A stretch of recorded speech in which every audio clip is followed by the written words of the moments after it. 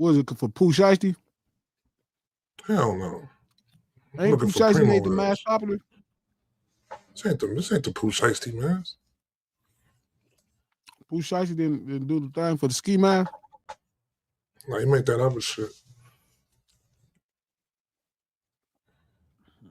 Take your word for it. No, he made the Nike shit. He made the Nike mask. It's the lunch money mask right here, man. Lunch money mask, huh? Mm-hmm. So just so you know, Trap, we ain't doing none of that talking about the Nas. Yo, listen. You already know the energy I'm on right now, bitch. That's for another day. You see how I'm pulling up. You already know the energy I'm on. You can take that mask off because we about to talk about. Pissed off. My dog. Who that? My dog, the #1 songwriter of the year. Who? Billboard said he was the #1 songwriter of the year. Who? Drake? No. Kendrick Lamar Duckworth. That's what's up. Kendrick Lamar has been crowned the #1 songwriter of 2025 based on Billboard's Hot 100 data. That's dope. That's well deserved, though, too. That's well deserved. You know? Now, Trap Shiesty for sure. Now, I told y'all probably about 4 years ago. What's that? That Kendrick was a better songwriter than an MC. And that's saying a lot because he's a dope MC. But naturally, he's a better record writer. He's a songwriter.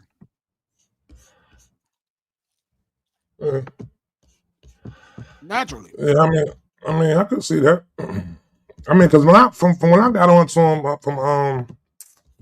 from Section 80, I realized he was a great songwriter because what he was doing on Section 80 was crazy. I mean, that's when I got on to him. My boy like Destination, One in the Nation. It's the tendernism. Tendernism. You breaking niggas down with the tendernism.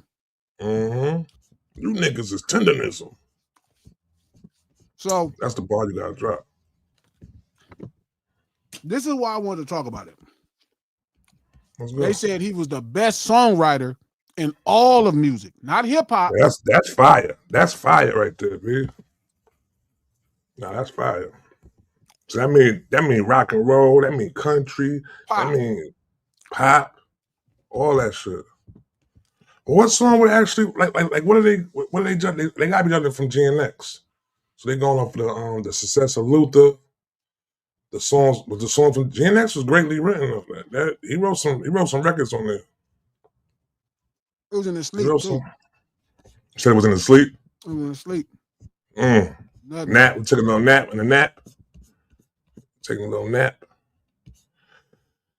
I'm gonna pull this shit up. What happened? There you go.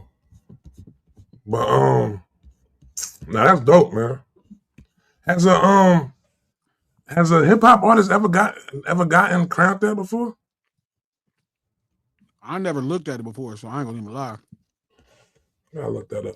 I'm gonna look it up in a second. It's not just Luther TV off and Peekaboo. It's also that one mic joint. What about the one mic? The Man in the Garden. Man in the Garden was a great written record too. No, but they said based off the Hot 100. There's also Squabble Up. Oh, they saying off of chart success. They're saying off of chart success. All right. What you over there eating, man?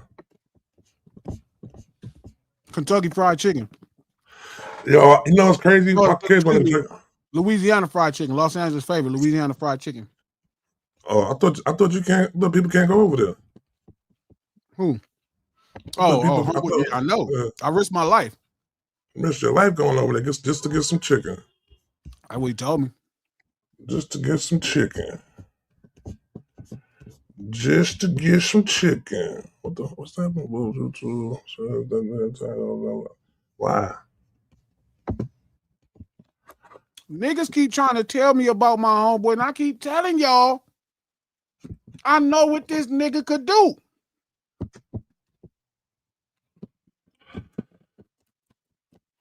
Yeah.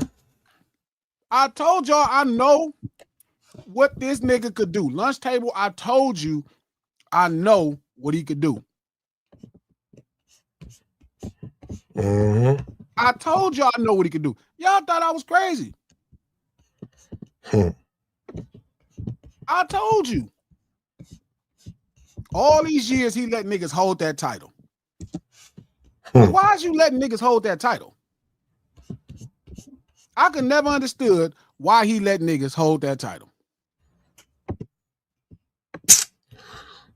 Man, timing. It's all about timing, man. It's all about Why'd timing. you let niggas hold that title? It's all about timing.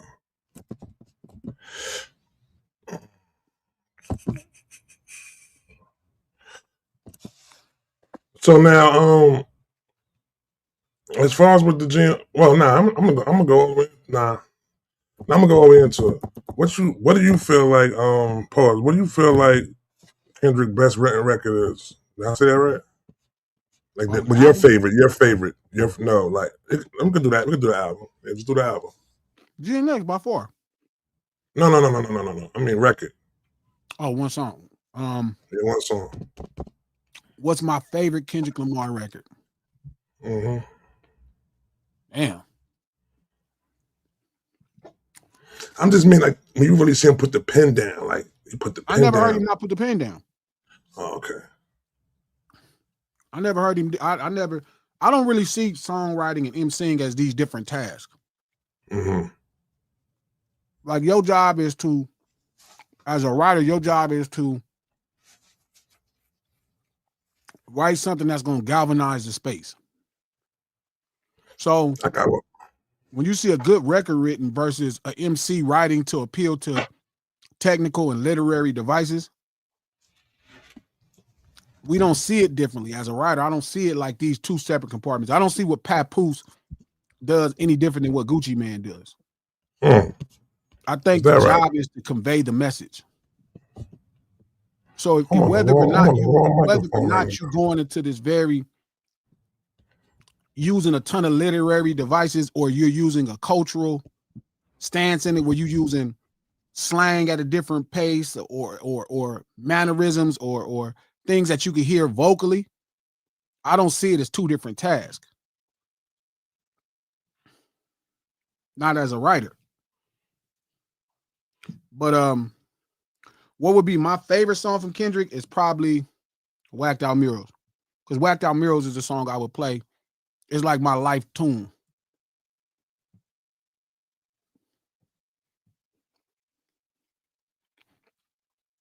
Whacked Out Murals is the first time. Let me switch my mic real quick, bro. Whacked Out Murals is the first time that Dot made me stop. Like he's had records that I thought was dope. All right. Don't Kill My Vibe, Money Trees, Pussy and Patron, songs that I really like. He's had smash hit records, Luther, Not Like Us, Humble. Let me see if you're gonna name my song. I mean, you ain't named my song yet. Sing about all these songs. There you go, right there. There you go. Sing about Whacked Out Murals by far is the first song he made me stop and pull over. And like it captured my soul.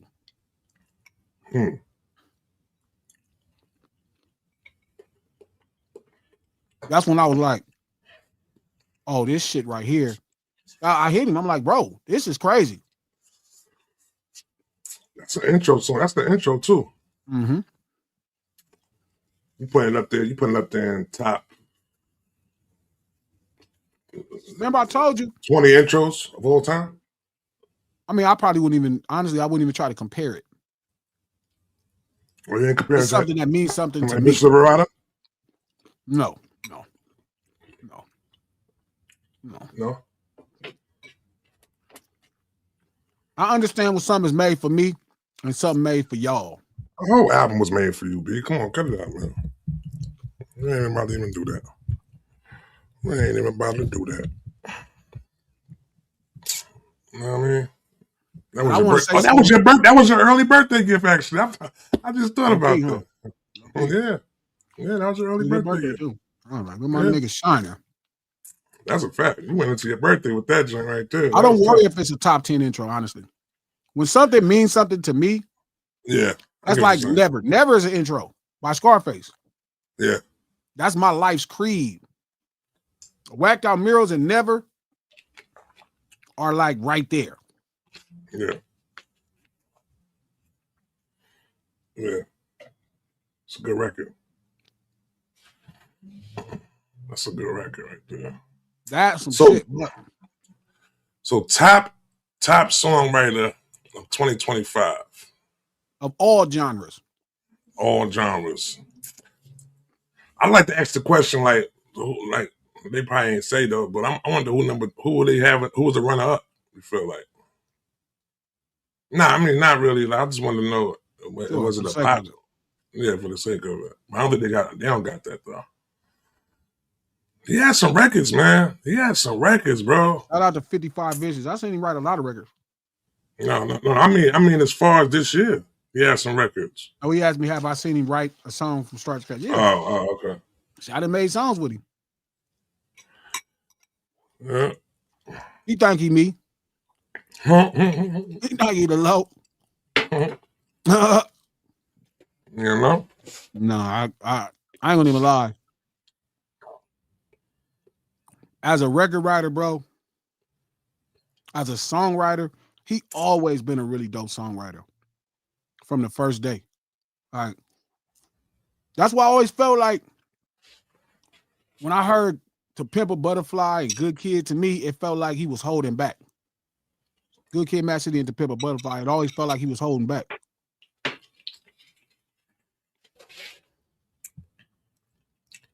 Yo, listen. I'm telling you, I won't lie, I wasn't over there when all that other, the K Dot, I got put on the Kendrick on Section 80. I never forget. I found it on I watched him do Pussy and Patron. That was my favorite song from Dot for a while. Does so Dot's not one of them rappers right now that just go in the booth and no hit the vibe. He sit there with there with it. Yes. Even if he's not writing it, he's putting it together in his head. He's putting it together, yeah. He's not punching line for line. Yeah. He's going with the vibe. What the vibe is. Birds Don't Sing is definitely considered an intro. That's an intro. That's an intro. I told people that shit from when we first heard it. I told everybody that shit. When I think of the best intros, maybe the greatest intro of all time to me is probably Ambitions of a Rider. Maybe the greatest. Dreams and Nightmares.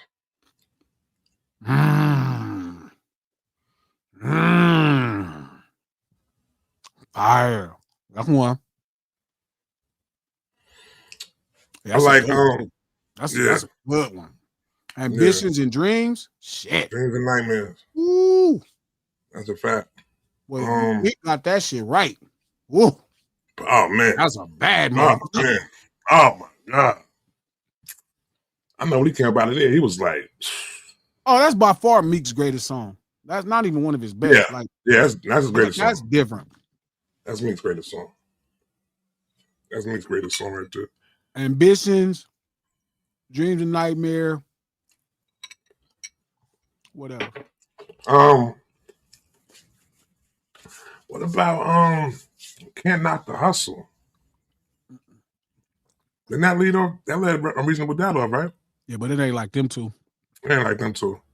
New York State of Mind is. No. Yes. New York State of Mind is kind of. Just for us, though? Just for us, you feel like? Yeah, the way y'all feel about it. You know what? One day I want to go to a function and see New York go to that. Just so I could see it. I never saw it. You know what I mean? When you see, I say when I see it, that means like when you see people, when when you see the people that it represents react to it. When he did it at the 50 joint in Yankee Stadium, Yeah. crazy. Went crazy. I mean, I got a whole list of intro joints. We did this in ADHD before. I gotta see if I can find it in my notes. Chat that the rap. I couldn't see it. Super chat it so I could get to it and check it out. I want to answer that question. It was a good question, but I didn't get a chance to really. It moved so fast. But my screen is smaller, homie, so I can't see it. So so they can post that. Super chat that. Who is it? Who is it? I think his name is The Rap or something. Revenge, what up?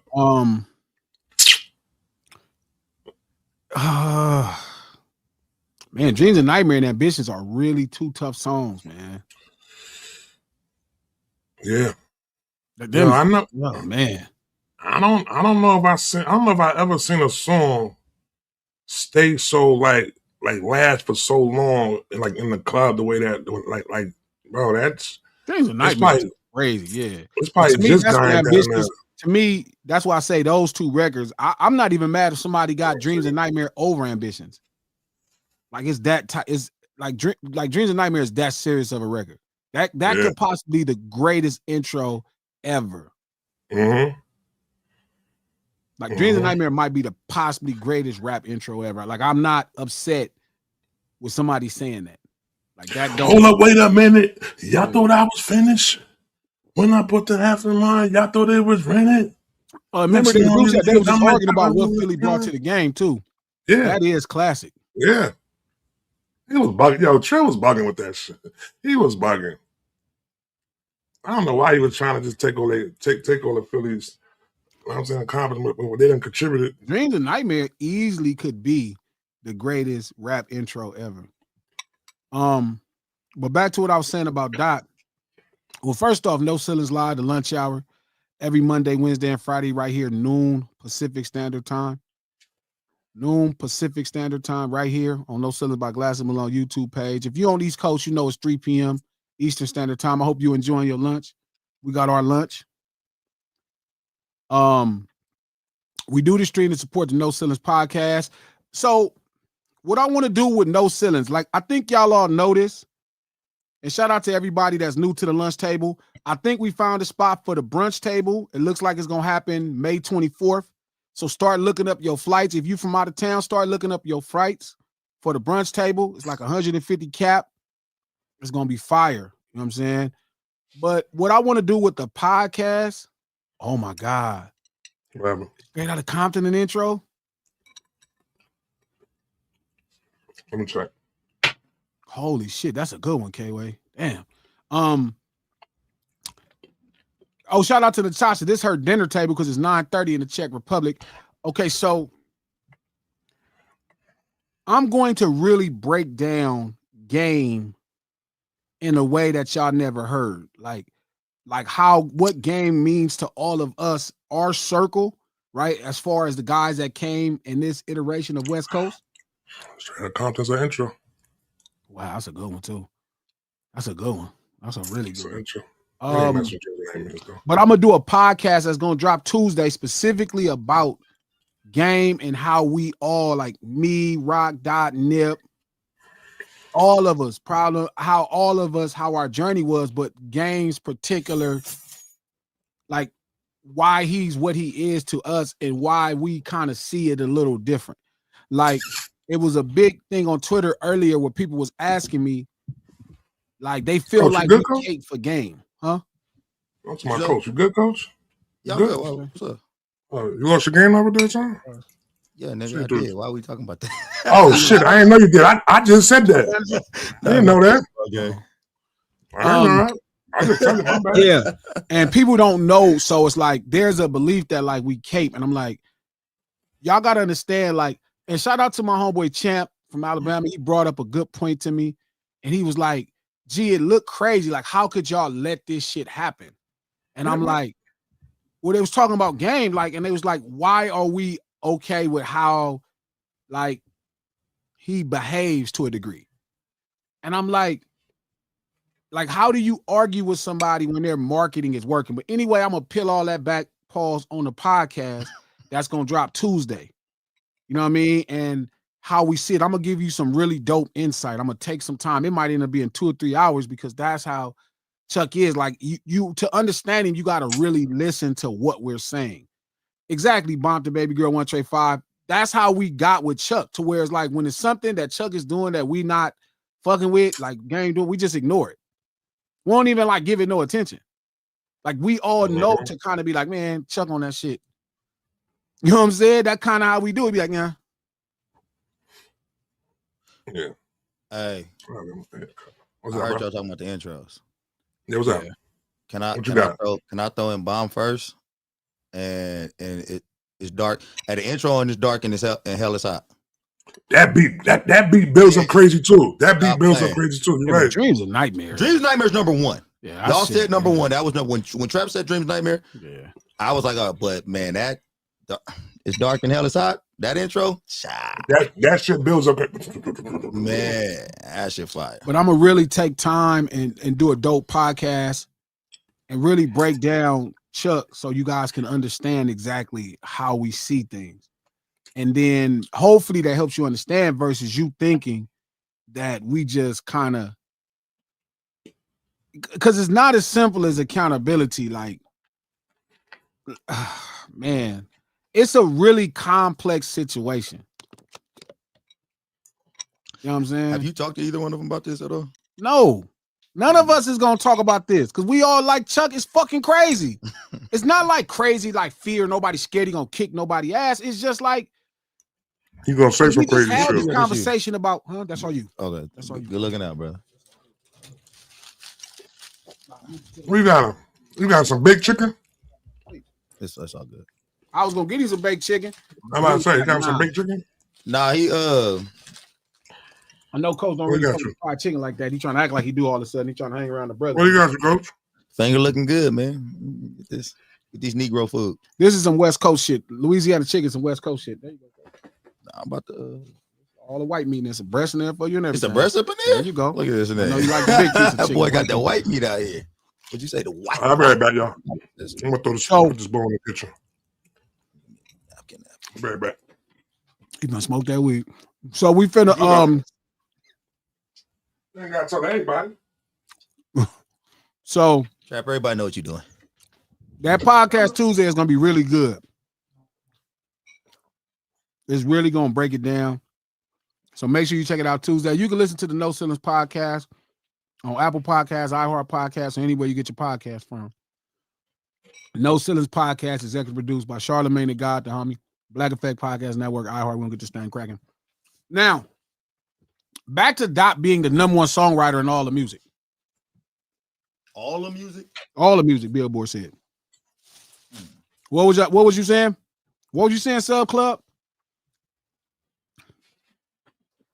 What was you saying, Sub Club? Number one writer in all the music? Better than Taylor Swift?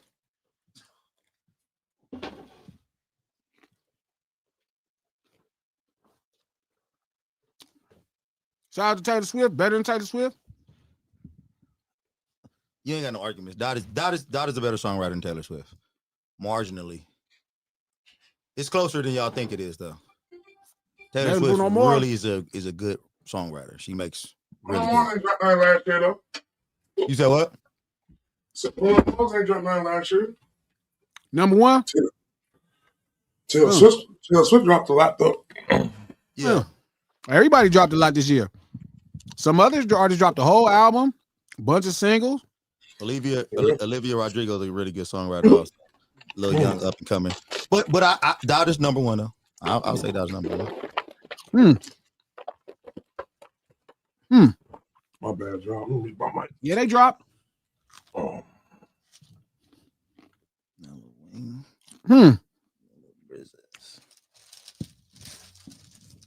So he's a songwriter, like I told y'all he was, huh? I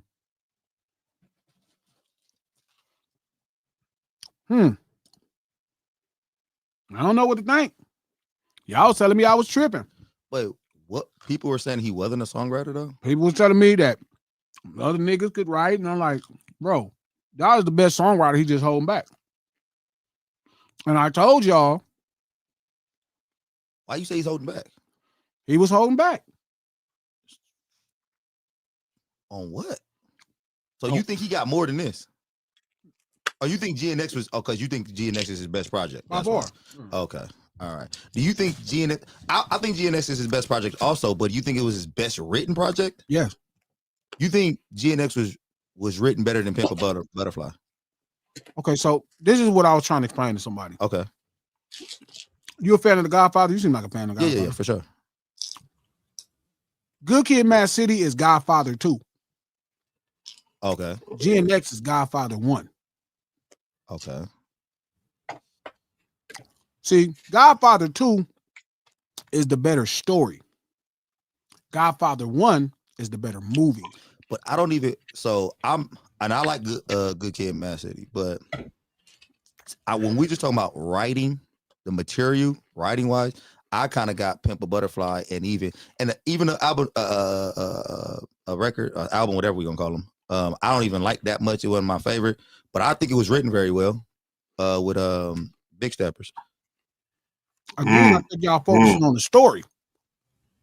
I just think it was written really well. I don't love the material. I didn't like, it didn't really touch me, hit me. But when you listen to it, you're like, oh man, he wrote that really well. You think GNX is written better than those? No, again, that's a story. Okay. This ain't about reading. This ain't no book. This ain't no book.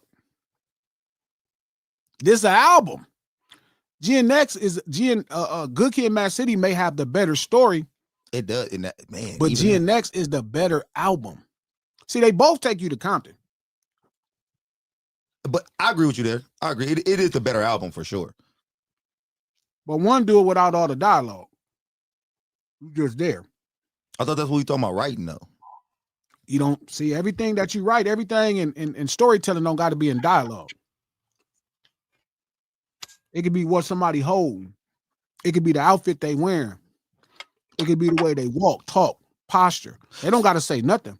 So what about, like, have you watched a movie where the acting saved the script? Where you're like, man, there's some great acting, but these writers was trash. Or you ever seen a movie where the writing was really good, but the actors were terrible? You're like, man, that script is awesome, but yeah, there's no such thing as a good movie with bad acting. No, I didn't say good movie with bad actors. I'm saying like there's no such thing as a good movie with bad acting was bad. All right, so I remember.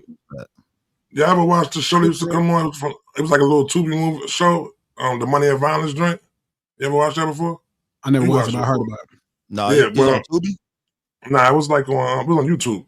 So the dude that wrote it he just went out there and got like people from the neighborhood and stuff. You know what I'm saying, to play the roles. And he was asking me, he went up to Charlamagne.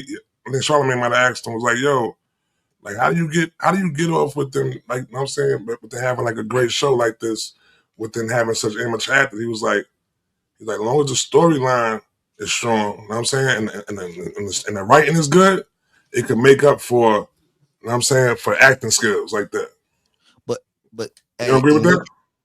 No, I'm saying, but in what you saying, Trap, I feel like a lot of shit like that is happening on Tubi right now also. Like people kind of bypassing the acting and kind of trying to dive into the story more. Like, all right. But that's why they don't say the movies are good. I don't mean you can't be entertained. Okay. I see what you're saying. Like it ain't about, people ain't entertained just by quality. But I mean, of course. It's in relations. Can you relate to the concept? Is it entertaining? Is it funny? There's a million different ways to connect to an idea. And in no way am I comparing GNX to Tubi movie. But that's why I don't want to say that. We know he's a great writer. Whatever he do is going to be, written well. But, I was just kind of throwing it out there. No, it's like Scarface 1. Godfather. That's what GNX is. Godfather 1. I said, what was Scarface 2? I was about to say that just now. Yeah, my bad. But, yeah, I agree with you with that. What about you, Trap? GNX, the best written body of work that Dot has done? Yeah. But when you saying written, that's related to story. But we talking about writer, right? Yeah, but a writing don't necessarily, because it's not, an album is not just a story. An album is a collection of records too. Okay. So when you kind of shortchange it by saying, does this story, is the whole story written out? Like, does it have skits that rent it out? Does it have? That's not what necessarily an album has to be about. Like, if the job is to take you to Compton, there's 2 different albums that take you to Compton. Okay. One take you there without dialogue. The funny part is, Good Kid, Mad City is why people think Kendrick's a nerd. It's why people think Kendrick music is kind of pretentious or preachy. Kind of like, is that why people Good Kid, Mad City? Yeah, Good Kid, Mad City. Yeah. Do you feel like he got the not backpack rapper, but they kind of looked at him as that's why people think he a nerd. That's why somebody could say, "Oh, Kendrick's a nerd," and I'm like, "What the? Who y'all talking about?" And you think they got that from Good Kid, Mad City? Yes. Okay. That's why they think he's a good kid. The title. They like, he's a good kid. He wasn't a problem. Right? Yeah. I'm about to say the title. I'm like, did you hear anything that he was talking about in any of these songs? Did you hear any of that song? I think that you probably be the person to answer this best because I didn't grow up in Compton. You did. So when you heard GNX and you heard Good Kid, Mad City, you felt like they both took you through Compton. Which one felt more Compton to you though? Like GNX. Okay. GNX is how we move. Okay. Like, to me, Good Kid, Mad City brings a foreigner to Compton comfortably. Okay. All right. Like, Good Kid, Mad City is like comfortable for anybody, anywhere. Here's a trip to Compton. Here's your ticket. So this is how the rest of the country, the rest of the world came to Compton. They didn't have to, they wasn't quite in the thick of things. But it's like if he was driving a tram right on the outside and passing by here in this location, in this location, I met this girl named Shireen, and this is what's happening. And at this location, that it's like a tram at Universal Studios. So he made it more palatable on that one. Yeah, he was at a Universal Studios tram, and he had all these tourists, and they was comfortable because they seen the tram before, and they riding in the tram, and now this part of Compton, he's explaining everything to everybody, right? It's a tourist. GNX is you getting in this Grand National, and now it's just you in the thick of things. Okay. You participating. All right, I got you. Sound like that Kevin Hart special when he said they took him into the put him with the apes and shit. Yeah, it's like there's no longer you not protected. Now you really seeing how he lives. Okay, I got you. I got it.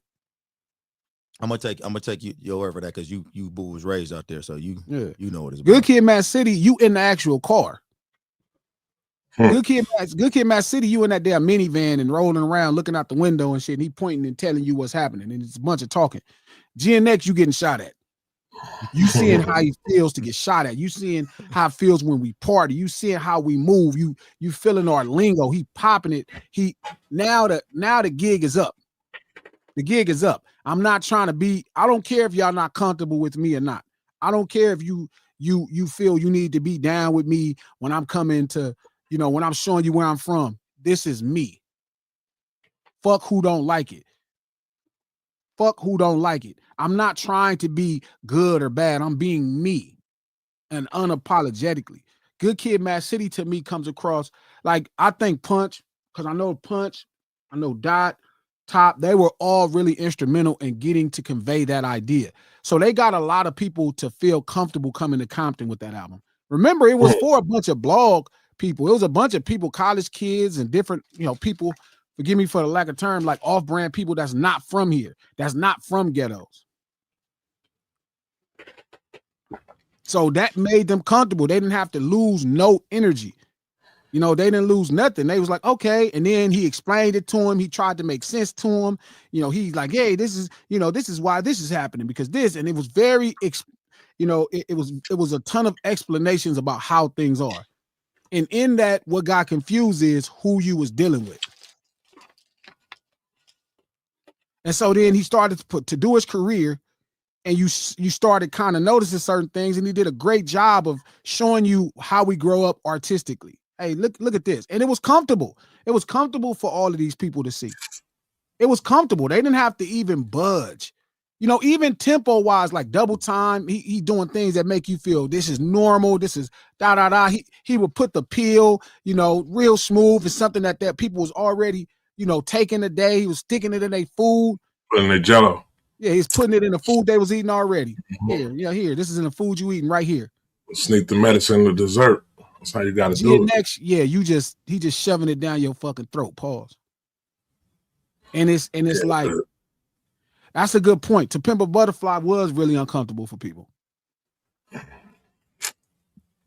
I always felt like he won the Pulitzer for Damn. I feel like they gave him that because they feel like they missed it on To Pimp a Butterfly. But I understand why you say that, because you feel the abstractness of To Pimp a Butterfly, where you feel like that shit. This is the thing. Even when he won the Pulitzer, when he won the Pulitzer, I didn't really react like that because I didn't really know nobody who won it before him. You know what I mean? Like, I think TDE did a really great job of putting him into positions where his work could be critically enjoyed, and they used a critical frame, right, to share this is how great he is. You know what I mean? Like, y'all missing out. Look, everybody knows he's great. Y'all don't know he's great, right? And then by the time he gets to Damn, it's like Keenan said, "Trap, why is your room all foggy?" And then when he gets to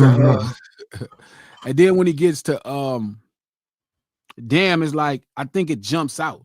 But the difference is GNX and both Good Kid take you to Compton. One takes you there without a fucking tour guide. You go from being safe. Like Good Kid, Mad City is safe. It's a safe way to be in Compton. GNX, he got you in the middle of all the shit. You in the middle of all the shit. Sega said the food at the door. Coach got that food?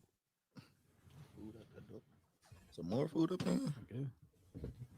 My boy. Y'all breaking your diet right now, huh? Ain't no diet. No diet? Coach damn near be killing me. I'm not, listen, shout out to every Kendrick fan. I'm not telling y'all what you should like and enjoy. That's the thing about artists we share in greatness. Like, as a Scarface fan, can't none of y'all tell me about Made. Can't nobody tell me about Made. Can't nobody tell me about Untouchable. Those are my albums, right? But I also understand why y'all like The Fix. I understand why critically The Fix is the album that the whole world started to understand what Scarface was about. Theoretically, when New York figured it out, it was like, oh, okay, you know what, he is dope. But for the rest of us, we figured it out on Mr. Scarface's back. The Diary, Untouchable. We didn't need Fix.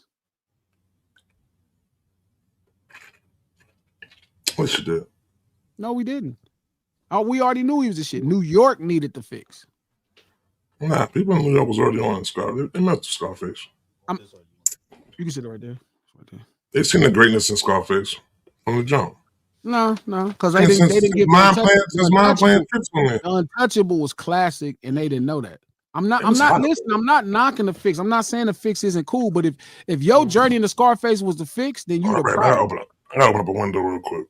It's hot up there. Yeah, you done messed that lady house up. I'm not saying we got it. I'm telling you, if you figured out who Scarface was with the Fix, and the Fix is your idea of a flawless album, then you probably the problem. You are probably the problem. You know what I mean? And I'm not mad at you, because people learn what they learn when they learn. People learn what they learn when they learn it. So when people say stuff like GNX, like Good Kid, Mad City, it is safe. That's why that's why the general population thought he was a nerd, or he was a good kid, or whatever they thought, because he made it safe. And I give him a lot of credit as a writer for making it safe. I think that's another part of him as a record writer, as a songwriter, as a storyteller, that I give him a ton of credit. He made it safe. Do you think that was a calculated move? 117%. Down, yes. D-Lawless, safe. So let me ask you, how calculated was it? Was it so, did he know that eventually he was going to make an album to where he was just going to drop you off and leave you? I don't know if he thought he was going to make this album.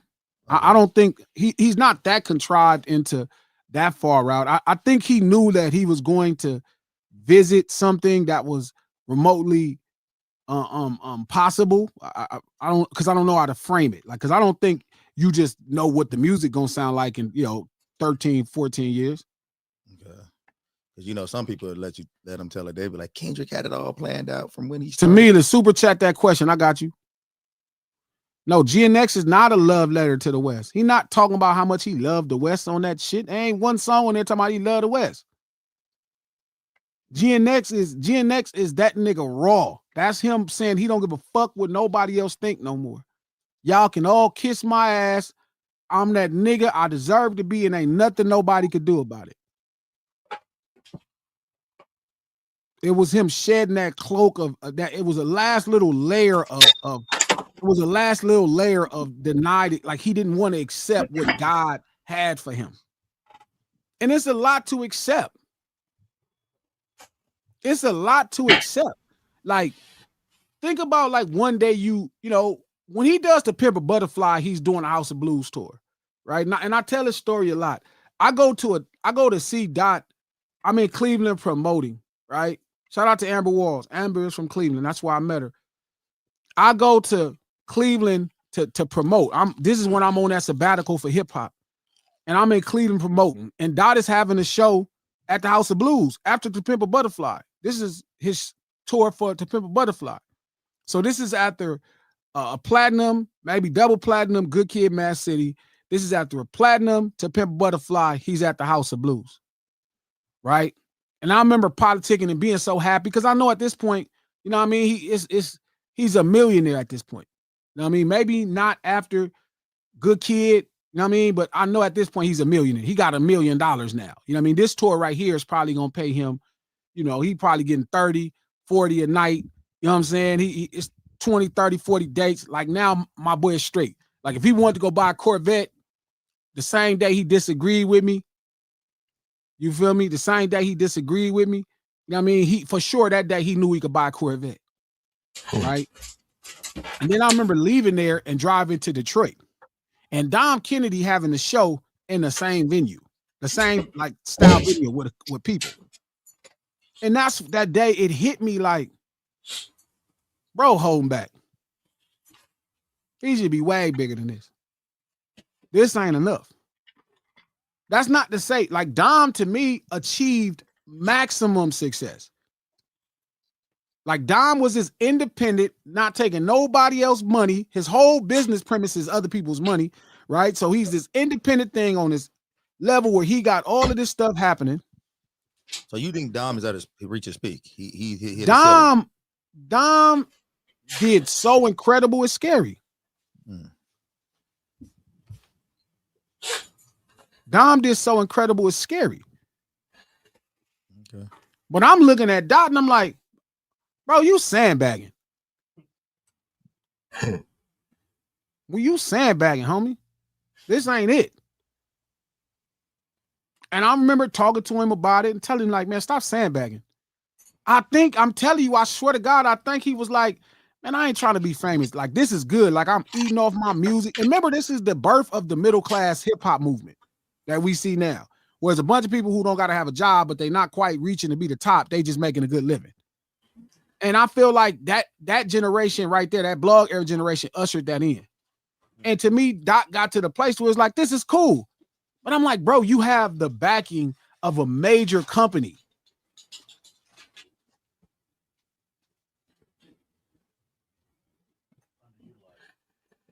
Yeah. Like, and if you give them, that's a great point. That's the correct term, Joker. Underutilized. Here's an underutilized asset called a record label, Interscope, that you're signed to. I know what you're saying, Lady Blue. I know his plan. That plan fucking suck. She said, Glasses, you keep forgetting him and Free's plan was to be an elevated underground rapper. That fucking plan, fuck that plan. Nigga, you are too great to be an underground rapper. Like, you don't have to subscribe to mainstream ideas to be the shit. Nigga, you set the standards. You set the standards. You don't have to subscribe to what mainstream. You don't have to be up in the press every day. You don't have to see what Drake is doing, and then this is how you set the standard of being a pop success or how to be a star. You do it your fucking self. And I remember saying that to him. You know, this gang can't tell you how to do it, nigga. You do it yourself. You show them how to do it. Pac was underground, Mr. Reed. I'm glad you said that, M. Reed. He was underground. And he was like, he watched Snoop and them blow up and shit. And he had some mainstream records. He was platinum, but he was not as big as he could be because there was certain things that he did not want to do. And when Big and when Puff, see this whole shit with this Puff and Pac shit pisses me off. And I get 50 got his problem, but the truth is, bro, what Pac learned in that whole situation with him and them, with Puff and all that shit going on, is that you cannot, like, it's 100 ways to make it. 97 of the marketing tactics are ruthless. 97 are ruthless. Only 3 of them are not. I've took one. Now I got to find the other 2 doors. But every other fucking door is ruthless. And Pac fought it like a motherfucker. He tried to do it as honest and as true as possible. He tried his best to really give you what he felt and all the stuff he was taught. And he was just being a solid. And he looking at this other shit exploding. Imagine being as dope as Pac and Dog blowing up. Like Dog came and lifted ceiling up and this motherfucker in a murder trial, and he got the hit records, and it's crazy. And Pac like, God damn. Like, y'all really on this outlaw shit. And he said it in that Lost Vibe interview. Man, the world won't let me kill Thug Life. Like, he knew, he figured it out. And it's not because he got shot. That's not why. I get it that that's what people feel like. That's the sentiment around the situation. Oh, he got shot. That's why. Oh, he got betrayed. That's why. No, okay, wait, it's more than that. He realized this game is ruthless. He realized business is ruthless. It's ruthless. And when Puff took that opportunity, like Trap told y'all Wednesday, on my birthday, Trap said Tupac got shot November 30th. I think Premier said they finished Who Shot You back in like August. And Puff seen that window. He saw that this man, because he was a movie star and he was a successful musician, even though he kind of was at the top of the underground and he broke through, but it wasn't quite all the way, but he now was in every newspaper. When Tupac, feel me, first off, when he caught that case, bro, he was everywhere. He was on the news. They didn't even have his music or his accomplishments or none of that on the news, bro. They didn't have when I Get Around was the shit. They didn't have when he was killing it in the movies and it was on the news and, you know, here's Juice and here's this underground movie that costs $2 million. It does $25 million. They didn't cover that. They covered when he caught a case. When they said he was guilty of sexual assault, when he was charged with sexual assault, it was on the news in Los Angeles. It was on every news, New York to Los Angeles. Yeah. Right? He saw that. And then he gets shot. He's shot. That's on every news channel from Los Angeles to New York. Just like when Michael Jackson's hair caught on fire. When Michael Jackson went and hired the Hollywood actress to give him a plaque, you know what I mean? Because I think his album went double or triple platinum Thriller. This was back in September. He hired, I forgot which actress it was. It was a Brooke Shields. Was it Brooke Shields? Brooke Shields, and he had a whole press conference, and you know, he made the label do it, and they presented Michael Jackson the award. The whole world didn't cover that. They didn't cover that. Only some outlets. That's marketing. That's press. Everybody didn't cover that, right? But then when he does Thriller, more people cover it. Okay. When his hair catch on fire, he's on every news station in the world. He was selling 1 million records a week. I'm not saying be ruthless is the lesser revenge. All of us don't got it in us. Like God is more ruthless than me. That's why I laugh when people keep saying he's this good kid or he's this. Bro, that little nigga ruthless. And I don't want to keep calling nigga a grown ass man because that nigga ruthless. That dude is ruthless, homie. He like nobody smiles in that camera and say Drake, if you don't do that when you're not playing. You can't do that and be playing. That nigga not playing. He wasn't playing. That's real. He's a ruthless dude, especially if he think you ain't in his favor. He gonna treat you like he ain't playing. That nigga's a real Gemini. Yeah, they dangerous, man. Gemini's is oof. What is happening? Right? I thought we didn't care about Geminis and all that kind of stuff. Zodiac, we don't, but this right here, this is the one thing that we all know is true. Gemini be two people. That is false.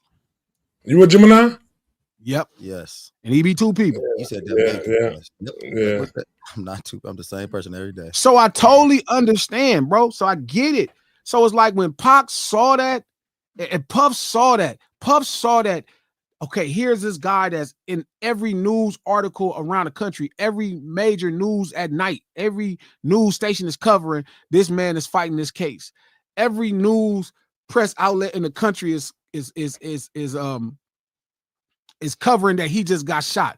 7 days after that man gets shot, Puff drops "Who Shot You?" That was already recorded. It had been done since I think it was August. Yeah. Opportunistic marketing.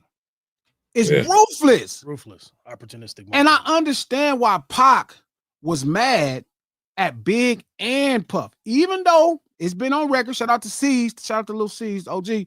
Lil C said Big didn't want to do it, but at a certain place, you gotta stop it. Hey, don't do that shit. Hey, I told this motherfucker don't do that shit. You cannot reap the spoils of bullshit if you against bullshit. You can't reap it. And Big got put in a situation where he reaped it. And Puff understood the business. So it's not about manipulation or any of that. It's about straight up ruthless marketing and understanding it. How's that tie in with Kendrick? The body last year. There it is. To be able to go to the Super Bowl. Everybody else thought he should be done with it all. Let it go. It's over. No. No. It was overkill. No, it wasn't overkill. It was. I think it was overkill. How you could overkill one of the greatest artists in the history of music? Ain't no overkill. Keep stabbing. How was it an overkill? You keep stab some more. Hey, every night. Y'all saying it?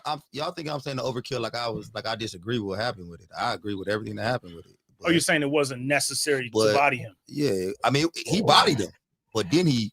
It's not enough. What the nigga said in that song Trap is not enough. It's not enough. Got 6 more in him. Like that nigga might have died, but that still is not enough. Exactly. Not enough. Like he said himself. He might have died, but the cultural dominance though from that is a different story. Like you can't say it's not enough when he got the cultural dominance out of that. You know what I mean? If he wouldn't have went that hard, if it wasn't on the Super Bowl, he would not have the cultural dominance. And I agree with what he did. Like, I like what he did. I think once the Super Bowl happens, a necessary step that he had to take. It's 100 ways to be successful. 97 of those doors say ruthless on the door. You saying that if he wasn't ruthless, he wouldn't have went that far? Hell no. Okay. I told y'all on Wednesday on my birthday, Tupac Must Die comes out. So Tupac Must Die. We finished Tupac Must Die in February. March, February, maybe February, end of February. What year was that? The final verse, 2019. 19, got it. We finished that shit right at the same time. Joker sent it to me. We got it right. Took us about 60 days. We got it right. The plan was to put it out on his birthday. I had so many opportunities to put it out on his birthday. I had Variety. I had motherfucking Hollywood Reporter. I had LA Times. I had a bunch of press set up at the highest level. Like I had the company, the film company that was going to threaten to sue us for the lawsuit of using the footage from the film. Like I had so many ways to galvanize press. Like I was committed because that's when I understood marketing and I understood how ruthless sometimes it had to be. More times than not that it had to be. So I was like, I'm going to drop Tupac Must Die on Pac's birthday. In my mind, shit, I'm like, I'm not dissing. I'm just telling this story. That was ruthless. Right, and I was in, and I was gonna do it. I had it ready to go. It was set, and it would have been 20 times bigger. Sound like some game would do, right? And you know what God did to me? What happened? Took Nip. Wow. The one thing that made me feel like I do not want to answer no nigga asking me, and I knew it. I could see him now saying, what would you say if niggas made, if they made this about Nip? Like, I can see exactly where it was going. Yeah. And that was still my time to be ruthless as fuck. But I had to be ruthless with somebody I love. Yeah. It had to be ruthless with somebody I respected.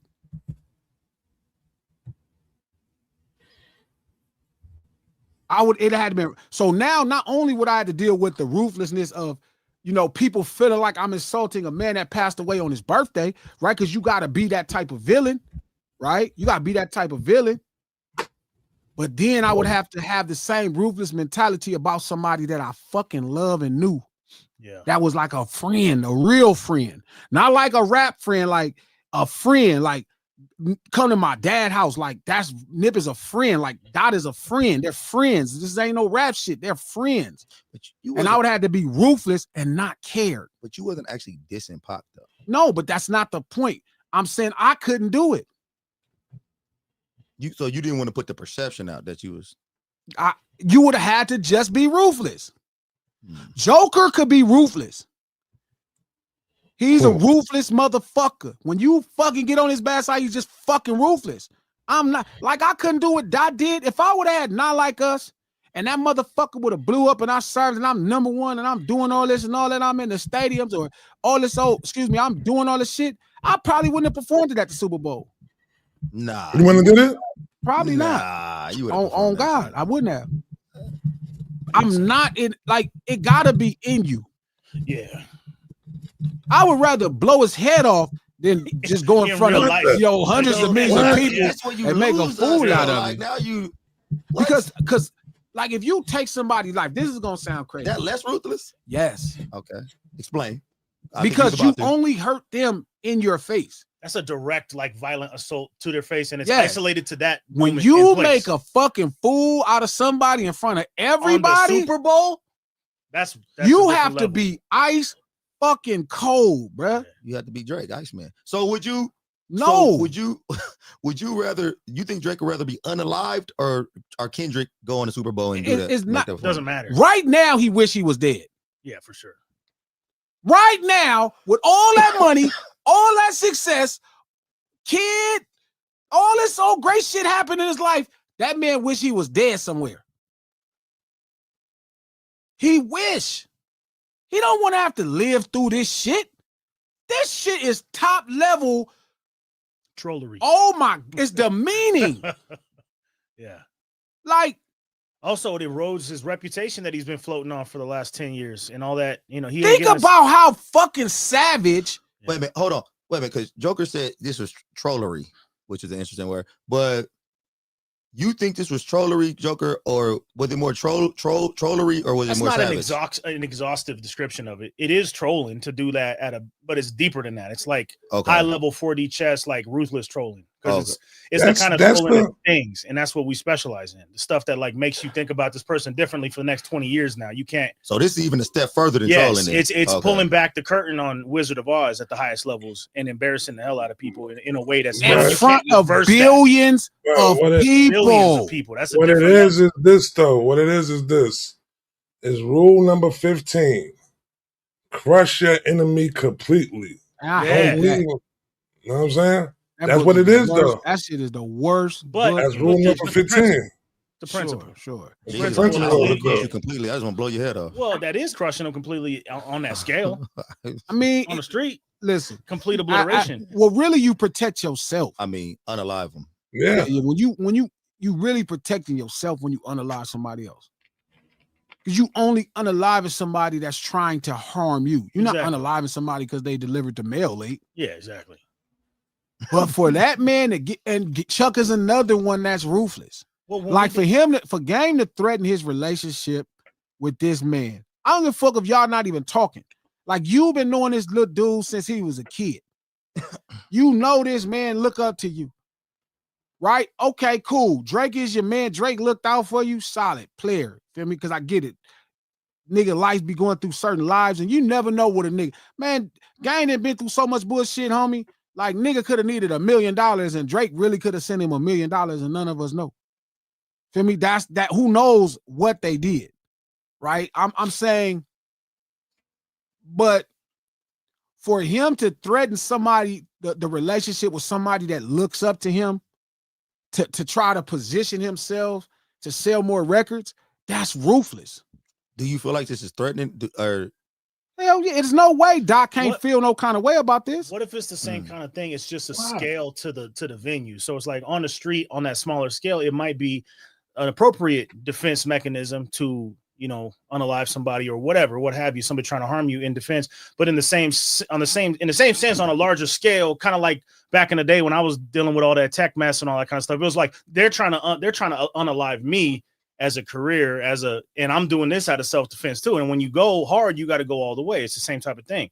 It's like you gotta stop that to preserve yourself. And it's like, well, Drake was doing that to Kendrick too.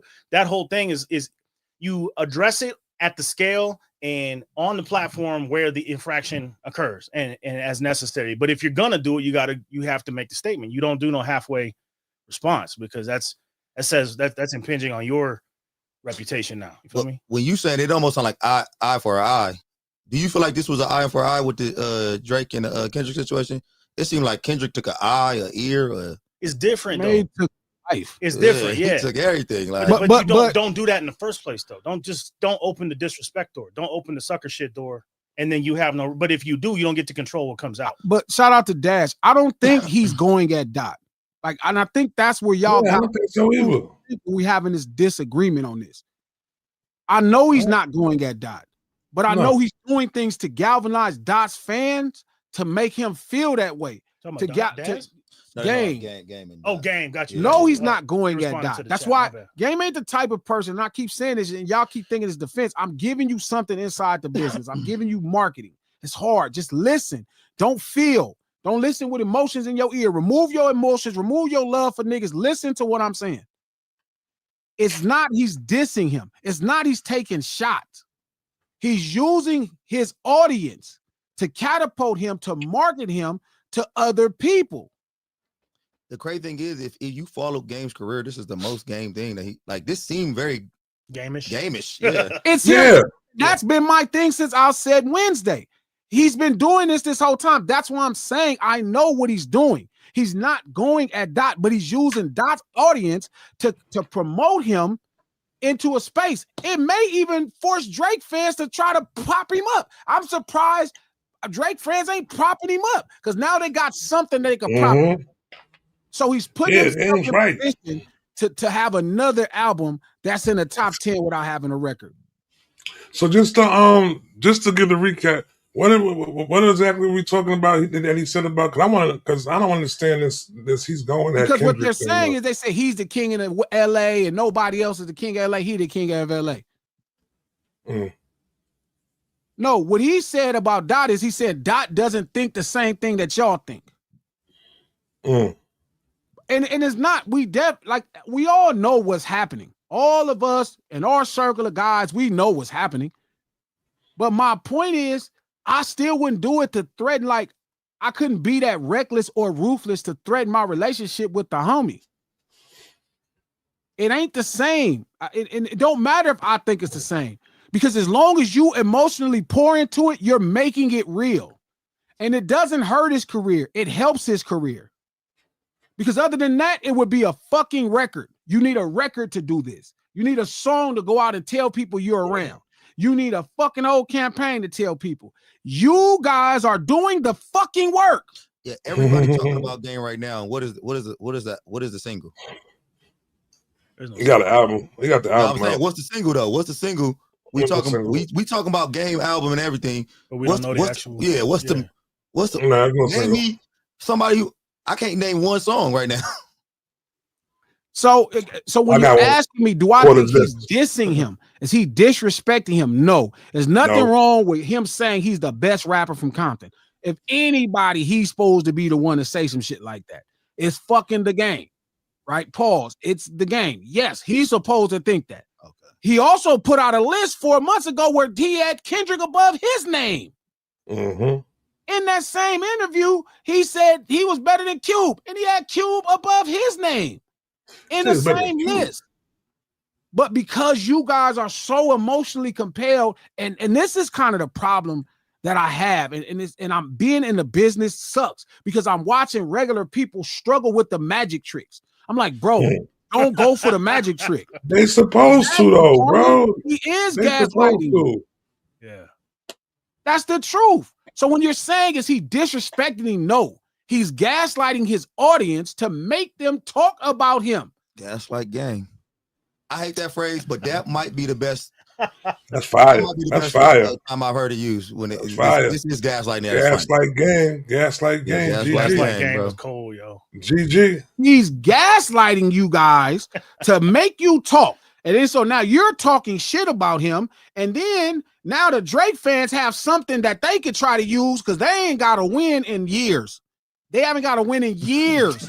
Every time they feel like they finna get a win, they don't get a win. They ain't got a win in years, and now they like, oh, we got it. We're gonna use Game, and your Game is the best. And now they're putting him up. So you got this one big, huge audience base mad, and then you got this other big audience base using the artist that's making him mad. And guess what? Now he's the most fucking talked about person in hip hop without one fucking record. He don't have one fucking record. Yo, I don't even know the fucking name of the record. That was what's it called again? Yeah, I forgot exactly. I don't know the name of the record, but everybody talking about Game. That's the problem. So when y'all keep thinking, I'm like, y'all saying G I know the play. This motherfucker is the fucking Power T, the Power I. He been running this shit forever. You stirring the pot. No, the only person that does it better than him. Who follow Game's career should know what's going on right now. He does this. He's done. Why everybody? Oh, he did. He do this all the time. I mean, it's working right now. We're talking about it. It's working right. Yes, always. And I'm only talking about it because I do have supporters I'd have fans and people that support me, that support Kendrick. And I'm telling them like, bro, he's fucking gaslighting you. I love that. GG. It's top. I mean, it's like topical though too, because this world, the authenticity, the beef, all that shit. So it makes sense. He's marketing is key. Reed, this motherfucker is a marketing savant. The only person better out of our class of guys that's better than him at marketing. The only one person who's better than Game at marketing is Kendrick Lamar. Okay. Kendrick Lamar is the only person better than Game at marketing out of our generation and guys that are doing past that. Yeah. That is the only person better.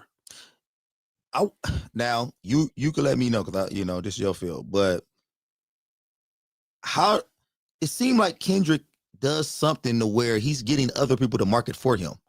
Yes. What is the initial bait? It depends to make this happen. It's about how you respond to what's there. Because think about this right now. Presented themselves. Game is got her album out.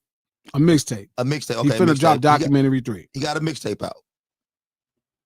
But Kendrick is probably in the algorithm more than Game right now. Fuck and yeah. He GNX and already. But like, what is happening? Like, how is he staying in the algorithm without saying a word? Who, Dot? Yeah. He haven't said shit. But that's the brilliance of what he does as a marketing guy. Like, this is the same thing I'm telling you. The best marketing, the best stories don't need dialogue. Do you think this goes right back to GNX and Good Kid, Mad City? The best stories need minimum dialogue. Do you think Dot taking that market at the market out of the playbook of people like Prince and the greats? Fuck yeah. He studied all these keep your mystique. Keep your mystique, man. Keep your mystique. Yeah, mystique. Exactly. What does that mean? The best stories. Marketing. What does that mean? The best stories. That Jay-Z. It's like I was telling them, right? We was talking about two Games albums, two Kendrick albums.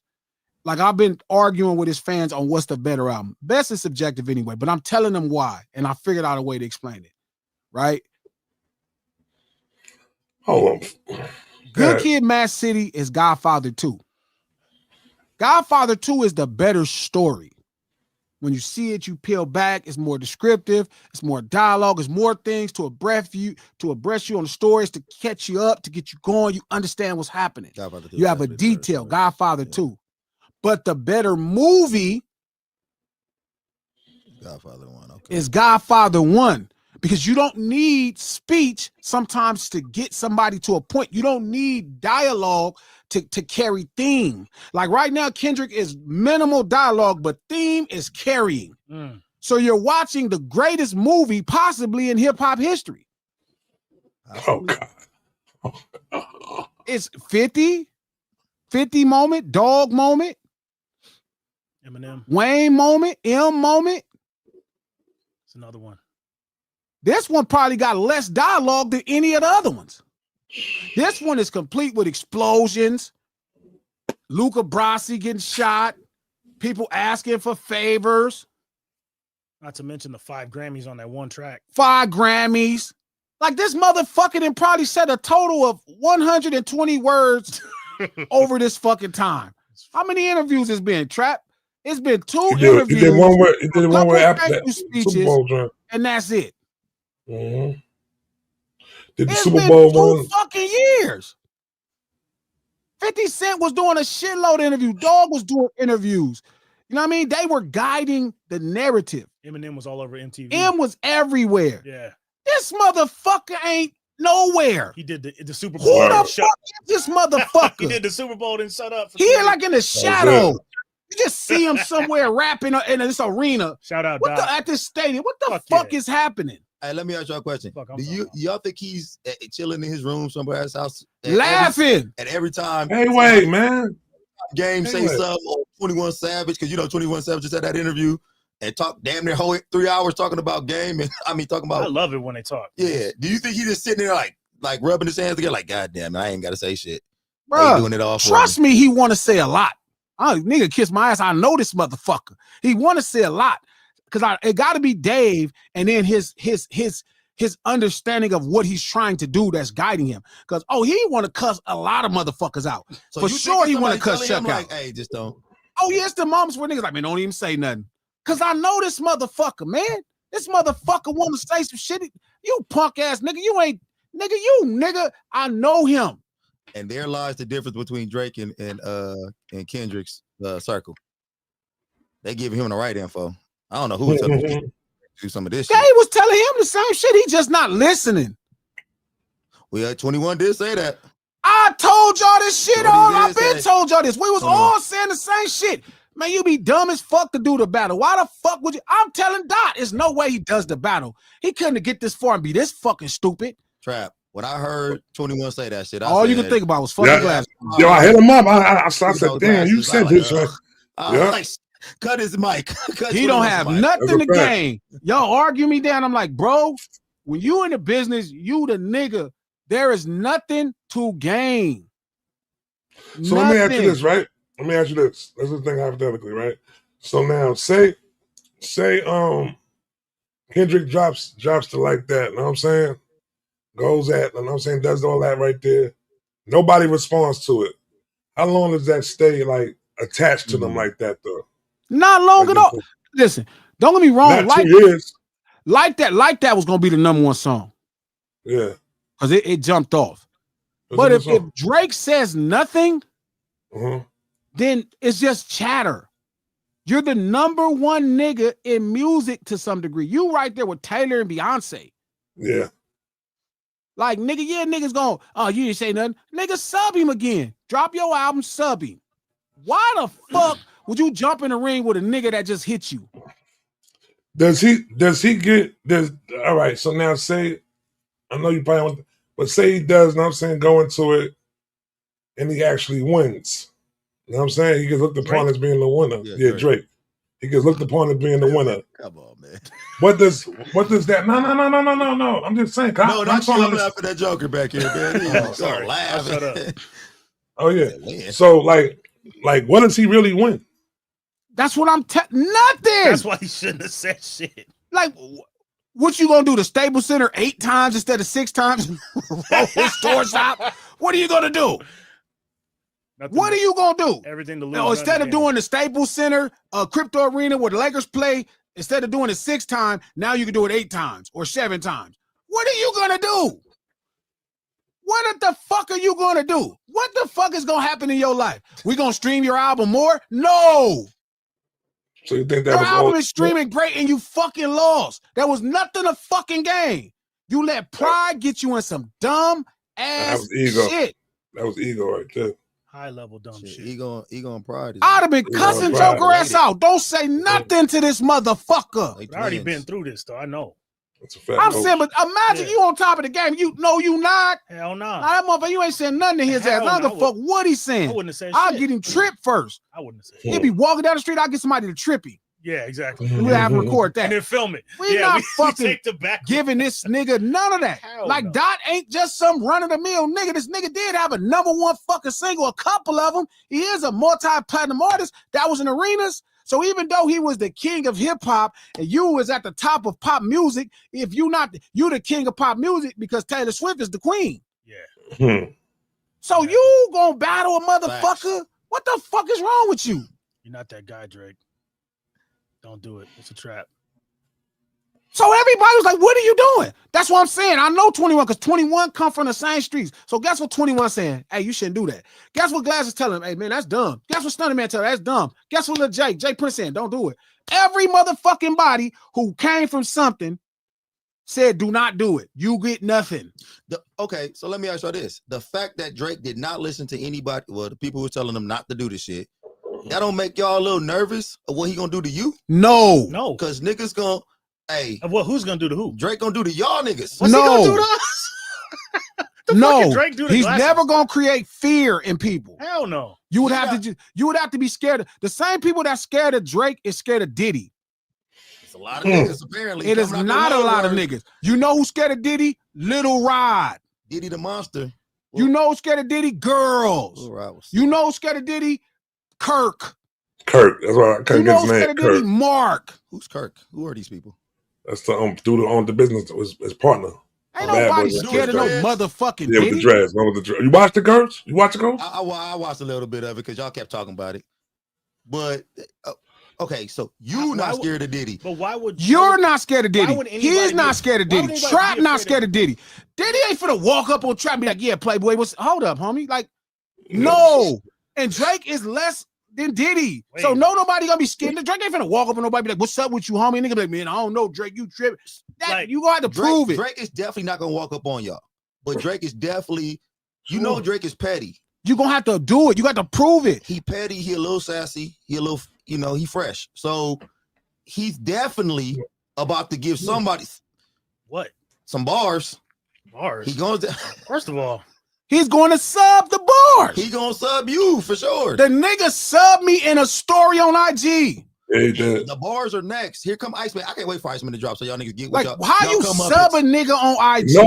Nobody get a lunch table bar, right? Nobody get a lunch table bar. Explain to them right? what subbing means.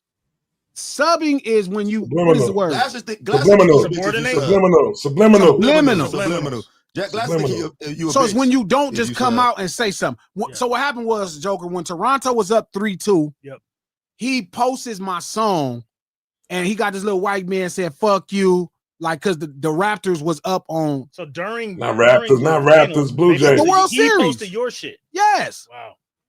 So and right. You know that Joker? About it. But this came right after I did this. You next, Joker. I sat down in Atlanta and I did this thing where I was explaining like he was pop music, which I'm not shitting on him. I'm just saying he's pop music. He's not a hip hop artist. Yeah, telling the truth. Right? He's a complete pop artist.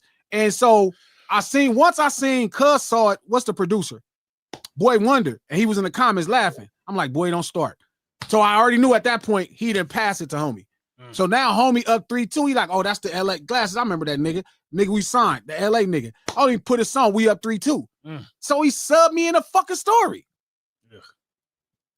But no, I don't have no respect for you if you say my name. So you go, hey, that's his child. Hey, he about to get. I thought the same thing as that, coach. I thought the same thing as that. Hey, Trap, he gonna get what he asking for. I don't want nothing to do with the man. Man, we don't got no problems. I just want you to man up and just have accountability. What problems? I'm wondering what's Drake gonna do to Glasses. Joker, you gonna be in it now too? I'm with it. Let's rock. Don't tell me that. Don't tell me that. I'm asking for it. I need it. Listen, shout out to Cherie. She said, I called Cap. Drake would have won the respect Dot always had. No, he would have not. No. He was never gonna get the respect Dot had. Because it's not and that's real. what he thought. Okay, let me ask y'all this. Do you think that Drake wanted that? Okay, so people like you running around here saying Drake ain't hip hop and shit. Do you think in his mind, if I beat Kendrick in this rap battle, they gotta accept me as hip hop now? No. I think that's what he was thinking. He was thinking. But that's not how it works. You don't get it. You don't get what we got. You don't get what Dot got. You don't get what Nip got. You don't get what Glasses got. You don't get what we get because you rap. So let me ask you this, right? You actually gotta be this for real. You gotta actually go walk out and socialize and fuck around and meet the people. And you gotta really be that. You can't get this through no shortcut. Do you? Okay, so hold on. I want to ask what would you have thought about Drake after that? What would you have thought about him? No, I got a better one. I got a better one than that. Hold on. Okay. What did he gain by beating Meek? That's what he gained. What he gained masculinity. So you don't think he want to double up on the masculinity? It was nowhere. That was all you got. You wasn't gonna get no more. He capped out. No, he capped out on masculinity. So he capped out on masculinity. You said yes. Yeah, you can't cap out on masculinity if you Drake. If you -17 in masculinity and you beat Drake, I mean Meek, and get up to like a 5, you could definitely gain some more masculinity. You got to think why you didn't have masculinity in the first place. It has nothing to do with rap. It's because you wasn't standing up for yourself. No, so the first time you stand up for yourself in your neighborhood, you don't got to fight the 10th nigga. I'm gonna tell you right Once you fight the first nigga and you whoop his ass, niggas like you arrived. No, bro. Listen. What? If you get PP'd on somebody, you gotta do more than this. No. You can't get PP'd and then put a heart in your head. Listen, the truth is, when he beat Meek Mill, that was it. That was him gaining everything. So you think him being Meek Mill erased the PP?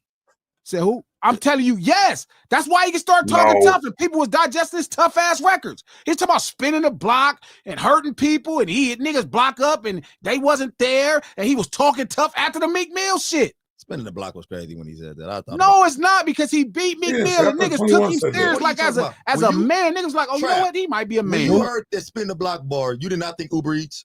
What the hell did you think? He wasn't the one. He wasn't the one who said it. He didn't say it. That was 21 who said to spin the block. No, that was him. What song? He even said it on the fucking song with Dirt. Okay. Hit your block up and you wasn't even there. Some shit. I don't remember what the fucking song was at this point. But I'm saying yes. When he beat Milk, when he beat Milk, that's funny. When he beat Meek, right? He gained everything he didn't have. He gained things that he really didn't have to deserve. He didn't have to go back. Because back when we from, he had to go beat the nigga up that did it. But it's actually true in the neighborhood trap. The first time you see the punk stand up for himself, you respect it. He don't get nothing once he stand up for himself the fourth time. Yeah. You already got everything you was going to get the first time. Lord knows when you stand up and fight a nigga and whoop a nigga. Wait a minute. Hold up. Let me.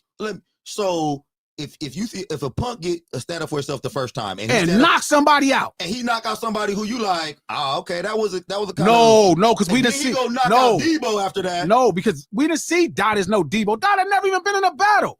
You don't. So Meek Mill was the streets. That was probably the streetest nigga in hip hop at that time that he could have battled. So you think beating Meek would have been better than beating Dot? That's not what I'm saying. Okay. I'm telling you, either battle you have right there doesn't matter. Once you stand up for yourself the first time, that's when you get that respect. I'm gonna be honest with you.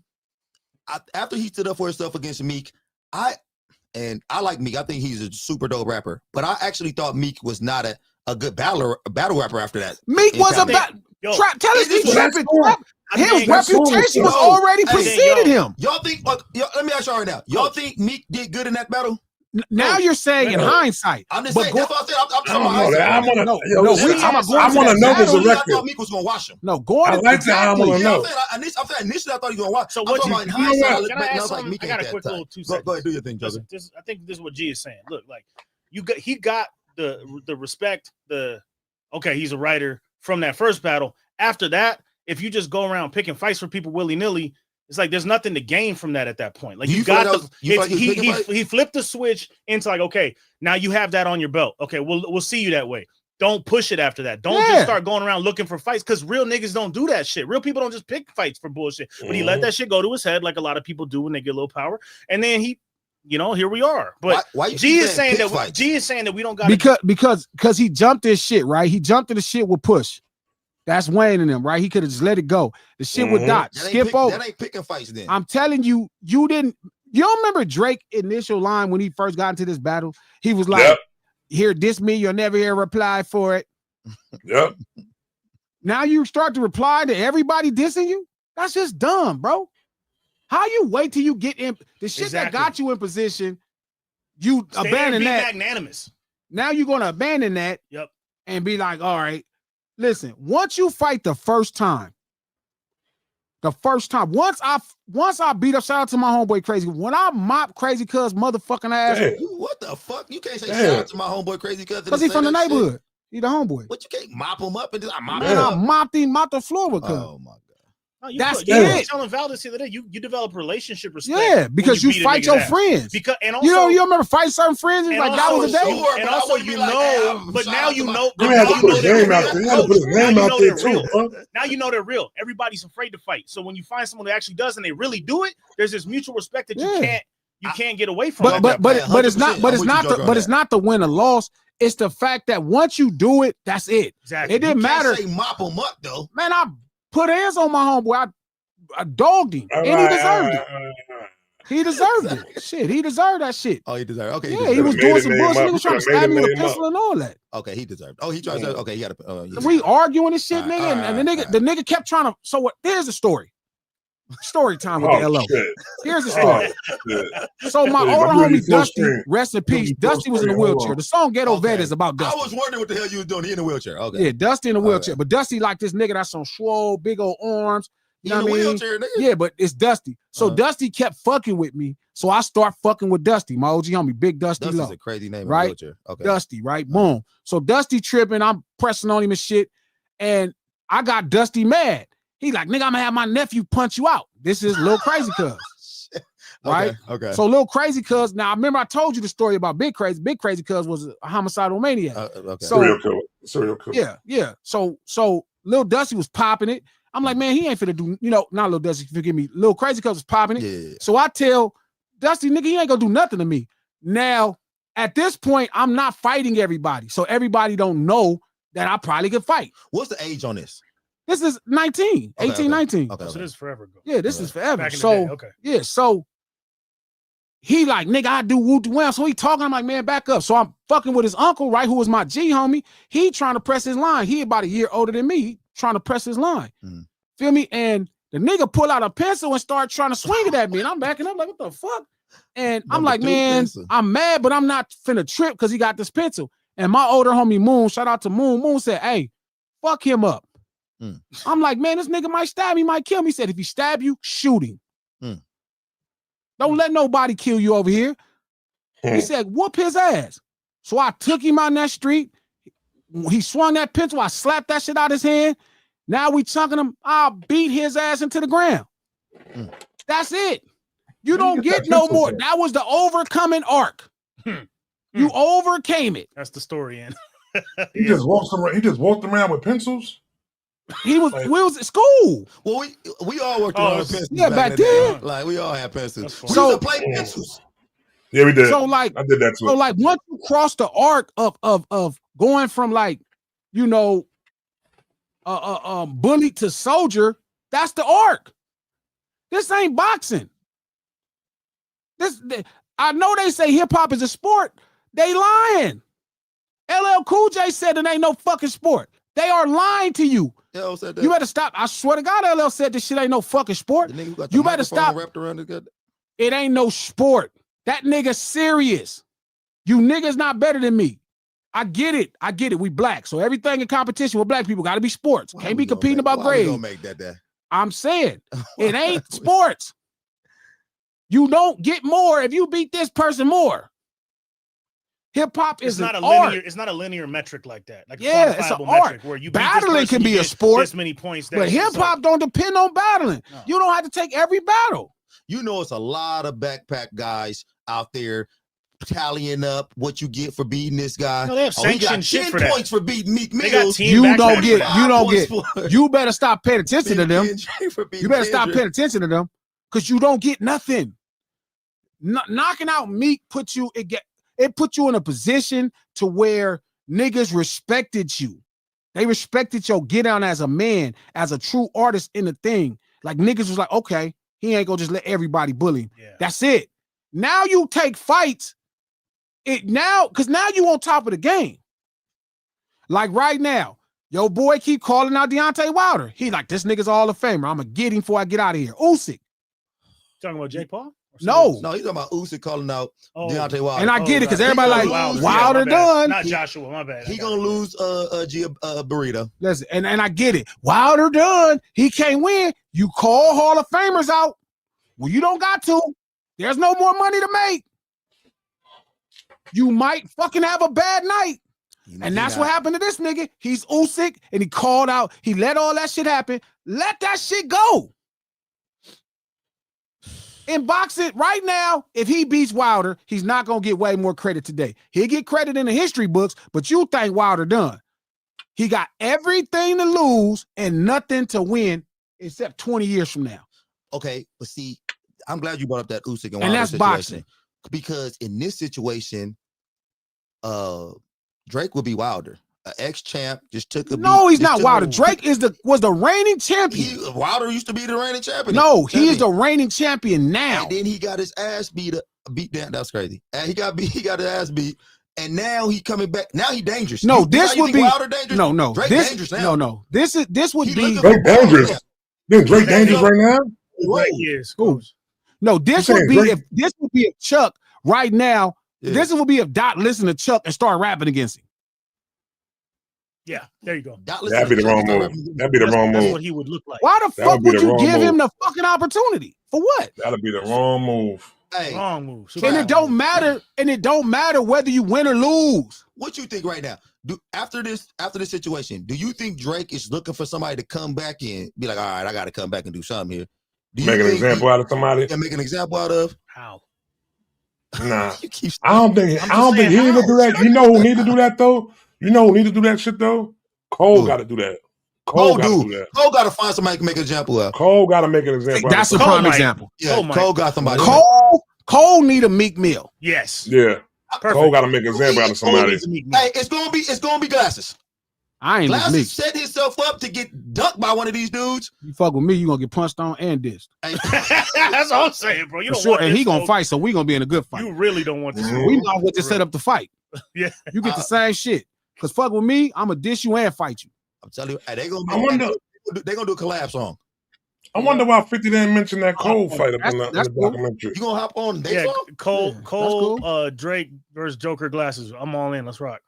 Joker, I heard you a mean battle rap like this record, nigga. Is that Yeah, true? he ruthless as fuck. Yes, So this so is it's not that. So like the point Well, I'm here's making some is with this, like yes. like with Dot specifically, bro. To me, it's like this, right? It's like, Niggas actually, bro, Cole you gain. It's not Cole is fine. Niggas, Cole's dope. that's you, Glasses. Cole's You dope. got these niggas saying Cole is washed. Cole in the ain't chat? washed. In the chat, they saying that? They listening It's to in you. that- it's in that in the chat I ain't right never now? said Cole is washed. But they They in the listen to chat your- saying Cole is washed? Yes, niggas in here talking about Cole When is the fuck washed. did I ever say Cole is washed? Hey, Y'all Cole, I ain't crazy. got shit to do Y'all with this. crazy. Yo, it's so crazy. It's so crazy they say that, right? But what we in 25 right now? In 23, that man was walking in dens with lions and all that. Be like he was going crazy in He was 23. never walking the They den had him- lines, but I get what you're He saying. said it. He Trap. said it. He said it in the rap. He said it in the rap, man. So you don't Cole listen to just the gotta music, bite bro. somebody, You bro. don't listen to the Trap. music. Trap, but just like you said though, hey, what's the album? What's the album called? Cole, new album coming out. The fall off. Hey, so he need niggas to Told think he you. washed. I told you. You right? bro. Hey, you might got something. It's called the I'm what? telling you. The Fall fall off. Oh, You might got Hold something. on. Cause He need niggas to talking about change. Cole Yeah. is He need washed to and change the shit. title of that fucking album. To what? Skip that To album. what? To To what? what? Just like when Kanye got rid of Good Ass Job, lose that. So what do you Nah, think? Do he nah, not changed it? catering to that dumbass idea. Nah, That's the what he fall changed it off to. is good. You asking me if he came to Glasses I'm for sorry. cultural advice I'm about sorry. where he should at in hip hop? Yeah. I'm I'm sorry. cutting shit up. I'm I'm cutting cutting shit shit up. up. That's the title of the album. I got a lot of attitude. I'm on shit. And whoever wants smoke, this where I'm at. I'm And- gonna go for it all. So you telling him to come at you then? and then it needs to be branded more I'm positive. telling you, I'm coming at everybody. I'm not doing no more explaining. Nigga, it's all chest out. Chin up, chest out. Put it down on the music. In the music. Vato Loco. Okay. And don't brand it with some weak shit like that. Yeah, don't come out try to come back with that That's like the emotional. San Antonio That's shit.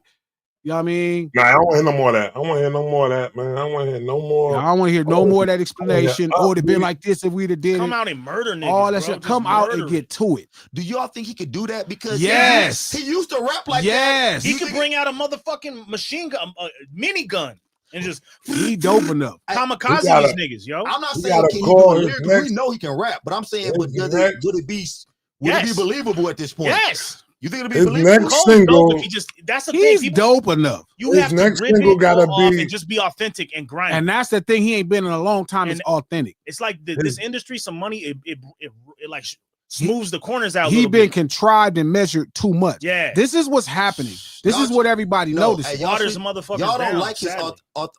authenticity. Y'all don't like it. That's not his authenticity. Y'all don't think he might be an apologizer? No, he he's seems like not. he like to apologize. He's not. I'm That might be sorry. You his know authentic Cole, self. right? No. Huh? I done met him once or twice. I fuck with Cole. I like Cole. He's not a sorry guy. He just does. Listen, man. Listen. I always told Dot the greatest version of him is when he stopped respecting what everybody else got to say about him. Bingo. Shout out Val. That's what's wrong with Drake. Drake spent too much time worried about what everybody got to say about him. You think so? I'm telling you the truth. That's why he always doing that gay ass sub and shit and all that goofball shit he be doing. He worried about what everybody got to say. The reason Doc knows what niggas are saying. Don't get me wrong, you gonna care, but that don't mean you gotta show you care. Bingo. They show they care. Like even that whole apology wasn't as simple as like, oh, I'm sorry I did this. This the next day I tripped out and I'm taking this down. It was like he saw the reaction from the public. He saw how people was tripping over the songs and his opinion. And then he did that shit like, bro, y'all are on, and I get it because they feel like they got on top of the game by worrying about what people think. They feel like they got on top of the game by fucking with the audience and representing the audience and then kind of having accountability to them. Bro, you're past that. Yeah, that day is done. Now be a leader. Yeah, now lead your people. And from within. Make it a us. Exactly. That's what Dot did. They not like us. Lead your people. Now you're no longer at their mercy. They are following you. Go. You talking about you apologizing? Apologizing for what? What did you say? To who? You didn't wish death on his mother. You didn't wish death on nobody. You just said you didn't think it was that dope and you was serving. Cool. Get to it. Nah, y'all I right. put my chin out. I put my chin up, man. Go ahead, take your best shot. Like you act like he said something about his kid or his old lady or his mom or his dad. Bro, you just rapping, bro. Even the songs you got, you just dissing him. But that apology wasn't for that battle. That apology was for how he had been acting all of that time. No. All that being in the middle of the Drake shit and all that old shit he was doing, that was more of that apology, and that wasn't real enough. If I was Doc, bro, you have to do way more. Like, nigga, we need to have a real conversation, nigga, because there's something wrong with how you see what I'm doing. I know y'all right because as a light-skinned male, every time they do some weird shit, I do be sitting there like, fucking, y'all fucking enough. Like, you feel me? Yeah, they making it like, when niggas be like, that's light-skinned, I'd be like, oh, shit. God damn it. Here come Drake. Here come J. Cole. Making that shit seem like it's true now. We need a coalition. Yeah, we need to. Man, I real told light-skinned niggas. Man. LA. Yeah, he right. Having meetings and shit. Man. Yeah, oh, G's right. I hate to admit it. I don't know if it's me being right, bro. I'm just saying he's a man, bro. Like, he a man, bro. He not like, it's different. Like, Drake is different. Drake is trying to assimilate into something he doesn't quite understand. But if J. Cole do come out the way y'all think he should come back out, he got to say names, though. He can't do nothing. That's what I'm saying. So, yeah, he got to say names. Hey, he got to say. But you got to be authentic and you got to be okay whether it go right or wrong. Let the backlash. I agree. He got to go. He got to go. Hey, what's my boy name? Trap, the dude from the Bay. The dude that dropped that song dissing him. Who you saying? Dude from the Bay. He can rap. He really. What that boy name? Simba. Oh yeah. Yeah. Who he does? He did J. Cole. J. Cole. Like he saying got what? I don't remember that. Go look. Hey, when you get some time, go listen to the song.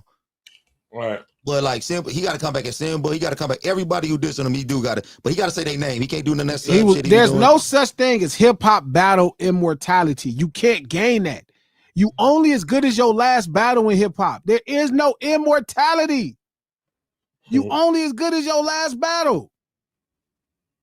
This ain't that. This ain't battle rap. Battle rap is different. This ain't battle rap. This is hip hop. This is the art. This is the rap records. This ain't smack. Ain't no battle rap immortality. Niggas don't respect LL Cool J right now. He done cut the heads off millions of motherfuckers. Niggas right now tell you LL Cool J a girl rapper. Trap know the real LL Cool J. A lot of niggas think that. They be like, oh, he make the song for the girl.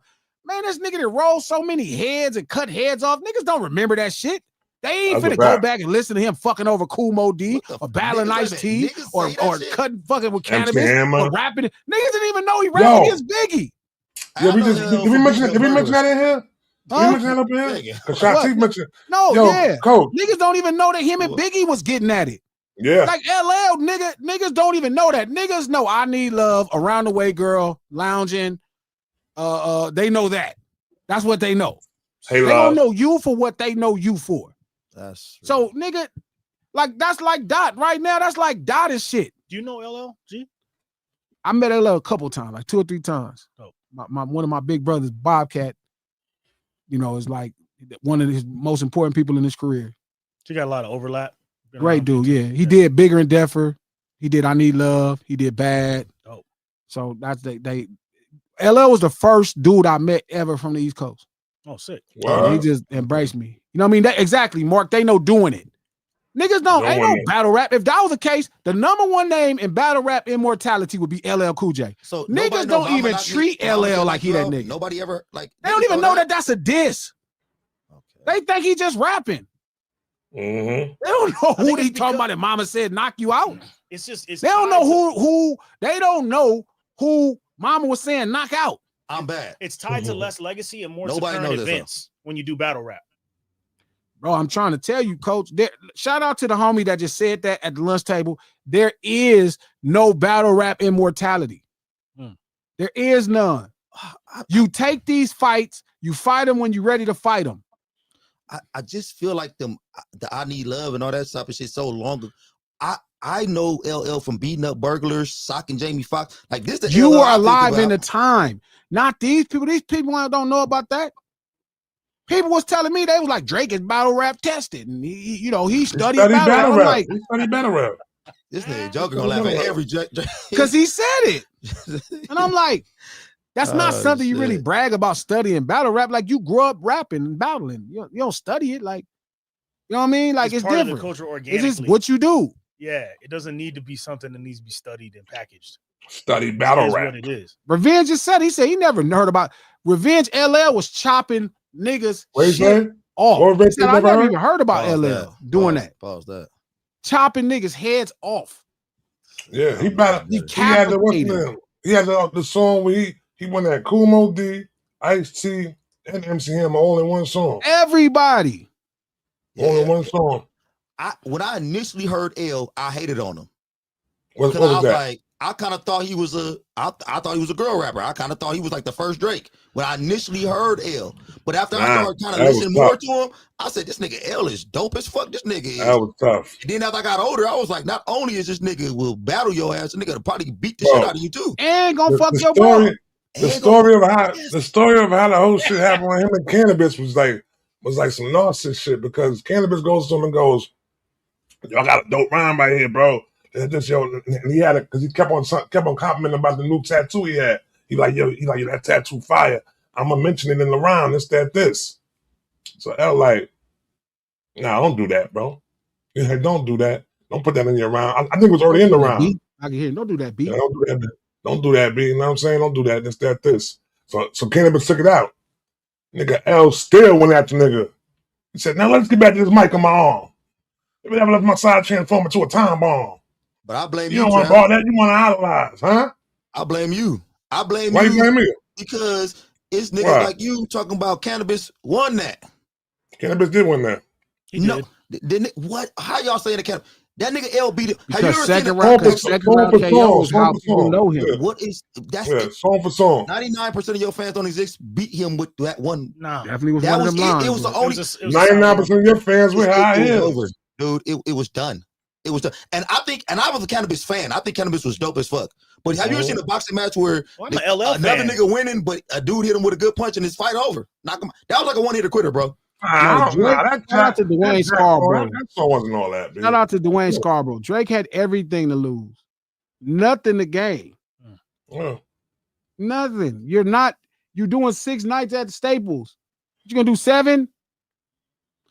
Hey, okay. I'm glad we brought up that Cannabis and LL. What did LL have to gain by dissing Cannabis? L is a fucking savage. He's He's in this culture. It's just who he is. Cannabis, no. Hear what I'm saying though. The way he did it though, it wasn't even like Cannabis had to step up and do that because nobody knew he was talking about cannabis on that song. Because he took the line out the song. So L did that shit on some shit like, nigga, you know I'm talking about you. You know what I'm saying? You know I'm talking about you like that. So L ain't really like approaching on some shit like he wanted everybody to know we battling and shit like that. So when Cannabis knew what he did, psychologically, he was like, yo, hold on, this nigga. It was opportunity too for him. You know what I'm saying? Oh, you went at me? For sure, Trap. But why L respond to that at all? Why would L? So L can go at Cannabis, but Drake can't go at Kendrick? I'm telling you, it's not the same. Not the same. It's definitely not the same because Kendrick is. L was a sub. L was a sub. No, it was a sub because ain't nobody know that he was talking about him. Drake doesn't. I think that's what I think. Other than that, I think y'all just don't like Drake. No, we know this I for a think fact. Drake has showed y'all that he is with this shit. No, he's not with any of this shit. He is trying to battle. Drake will fuck around. No, Drake will fuck around. He just had a situation with Pusha T where they scopped it. No.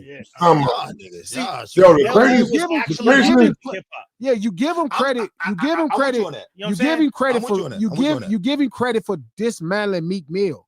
But that was it. Okay. Yo, do you beat this shit though, right? That Drake will try to battle. That's not LL. LL is built on that. Nah, that's what he came up on. That's what he does. Dog, his first cameo in Crush Groove, he's serving the niggas in the room. Yep. Mm-hmm. Drake's first introduction was like, diss me, you'll never hear a reply His for first it. introduction was him in a wheelchair on TV. Exactly. And LL's fucking introduction is like dissing everybody in the fucking Crush Groove meeting. In New York. Mm-hmm. Nigga, don't touch me, nigga.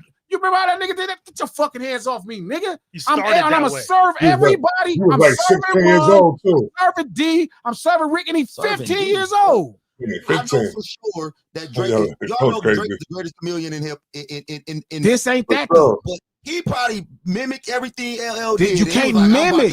You can't mimic. Some of this shit gotta be. But that undercuts your whole argument, Coach, because now you know that anything he's bringing is fake. No, I think he's fake. Okay. It's not about fake. I don't think. Yeah, I think he's fake. But that's not the point. What I'm telling you, what makes it different is LL is this is him.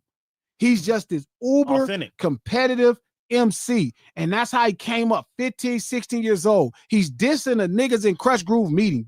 And it was so natural. It didn't even look like it was a movie, Trap. And it's like rules. Like if he was like, get your fucking hands off me. If you come up in that another actual MC, this is you, then you gotta do what you gotta do. And he Run DMC don't even want to listen to him. Them niggas get up like, damn, and he's serving them.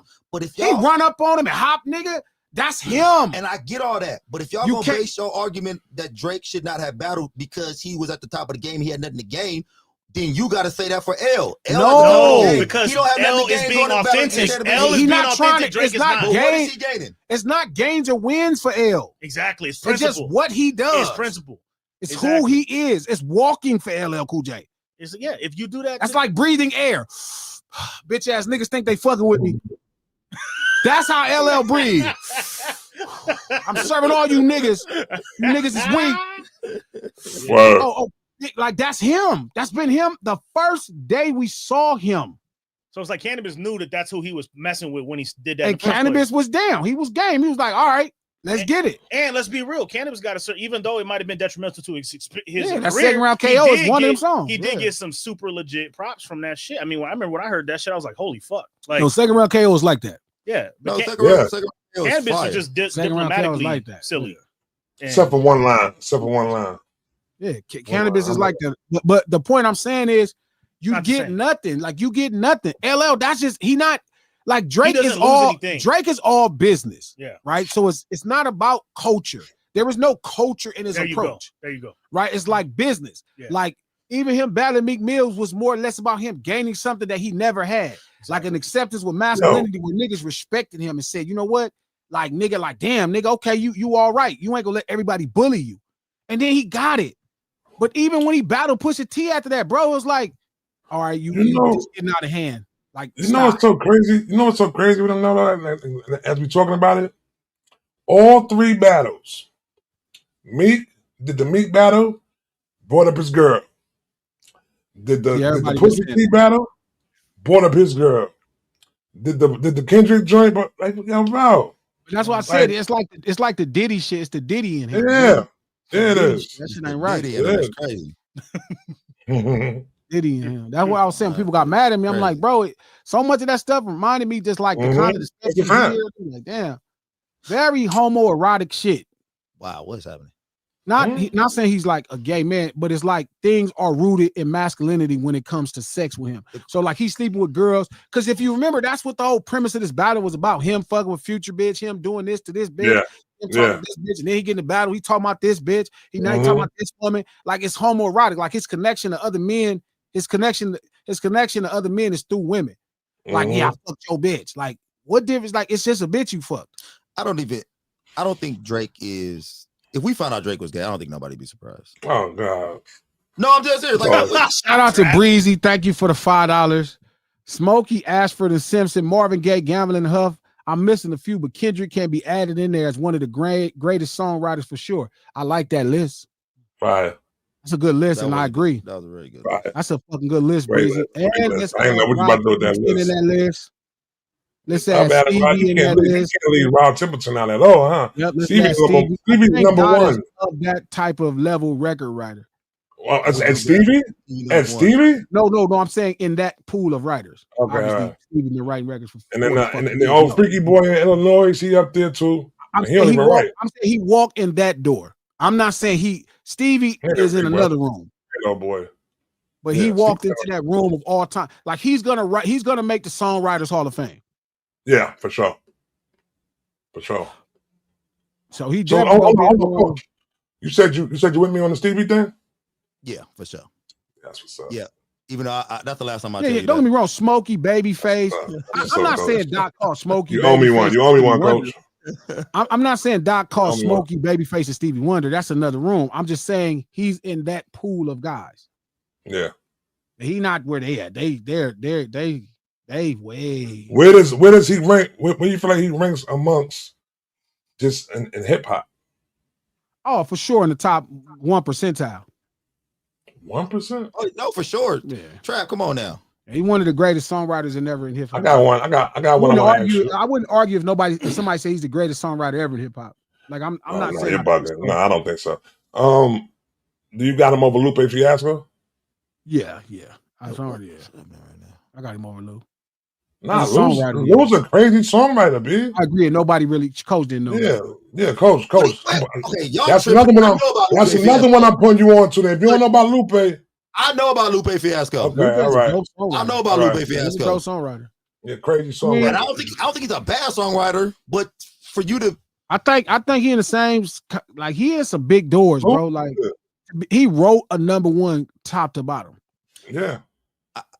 I think if we don't talk like about niggas don't write #1s top to bottom, songwriters or something like that, like in hip hop, ain't no underground songwriter, bro. I'm just saying if that's what we're gonna do. Lupe's not underground, bro. Lupe got smash records.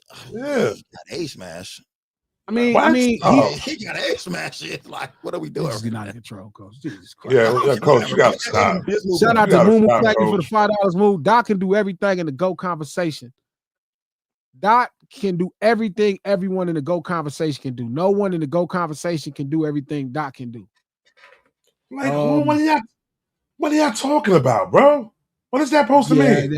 But I get it. I just was talking to the homie Champ about the same thing this morning. And no, it's not that he can do everything they could do and they can't do what he does. He does something that nobody can do. That's all greats. So it's kind of what makes him unique. It's different. What's Doc's special move? To me, it's songwriting. What about his songwriting? What's his special move within his songwriting? He has a way of making all kind of songs like become something. Like I think I told you I had a struggle with really understanding what he was doing that was really unique. Like that was like, wow. But it's the ability, his songwriting, like even when I listen to something like Not Like Us, right? That should seem very tongue-in-cheek and simple. Or like TV Off, right? Like his feel for it is really unique. It's like scary. Yeah. Like TV Off, like I remember I was so certain that the song of the year for hip hop should have been, the rap record of the year should have been Birds Don't Fly. I mean, Birds Don't Sing. Birds Don't Sing. And then I was driving. Remember, we was talking, and I listened to TV off. I was like, "Damn, this shit is really good." And it comes across so simple. Like that's why I said it's like Godfather 1. It comes across so simple, but the nuance and the detail in it and the artistic merit, like a lot of what make Godfather 1 people love it is the cinematography and the shot ideas. Like that initial pull back on the camera, the way they color it. That's what Dot does like with TV Off. TV Off is 2 different hooks. How is that one song? And it's a smash. Like that motherfucker got 4 parts. Remember, the first part of the beat got a different hook. The second part got the mustard part. And then it comes back and it's like, what the fuck is happening? But it's so simple that you never pay attention. Feel me? That is like happening. He got nasty, bro. He's like nasty. Coach, did I ever show you where the did I ever tell you where the mustard shit come from? No. Oh, he talking about at the beginning of so you gotta watch California Love, right? Yeah. So when Chris Tucker he said introducing mustard. That's where he got that from right there. Okay. All right. Shout out to Andre Noble, 2121. Thank you for the $5. K Dot the best. Nas new album Fire. Don't get trap started. Not doing that. Nah. Okay. No, we ain't got Okay. time. Okay. Nah. Okay. All right. Not doing none of that today. All right. Because Trap, I think we on the same page. 5-5 vicious 5-5. No, Trap. Don't pull that dumbass mask down. I finna boom it. I'm not finna read your super chats if you start. Just so you know, I'm gonna boom this motherfucker. I'm gonna just end it. I'm not doing this. Shout out to 5-5 vicious 5-5. Thank you for the $5. Hey G, have you seen Dot make a record from scratch? I heard he don't write. He just mumbles to himself. Yep. I saw it a lot of times. I have to be right. That's how I do it. Shout out to the Unwrap. Thank you for the $1.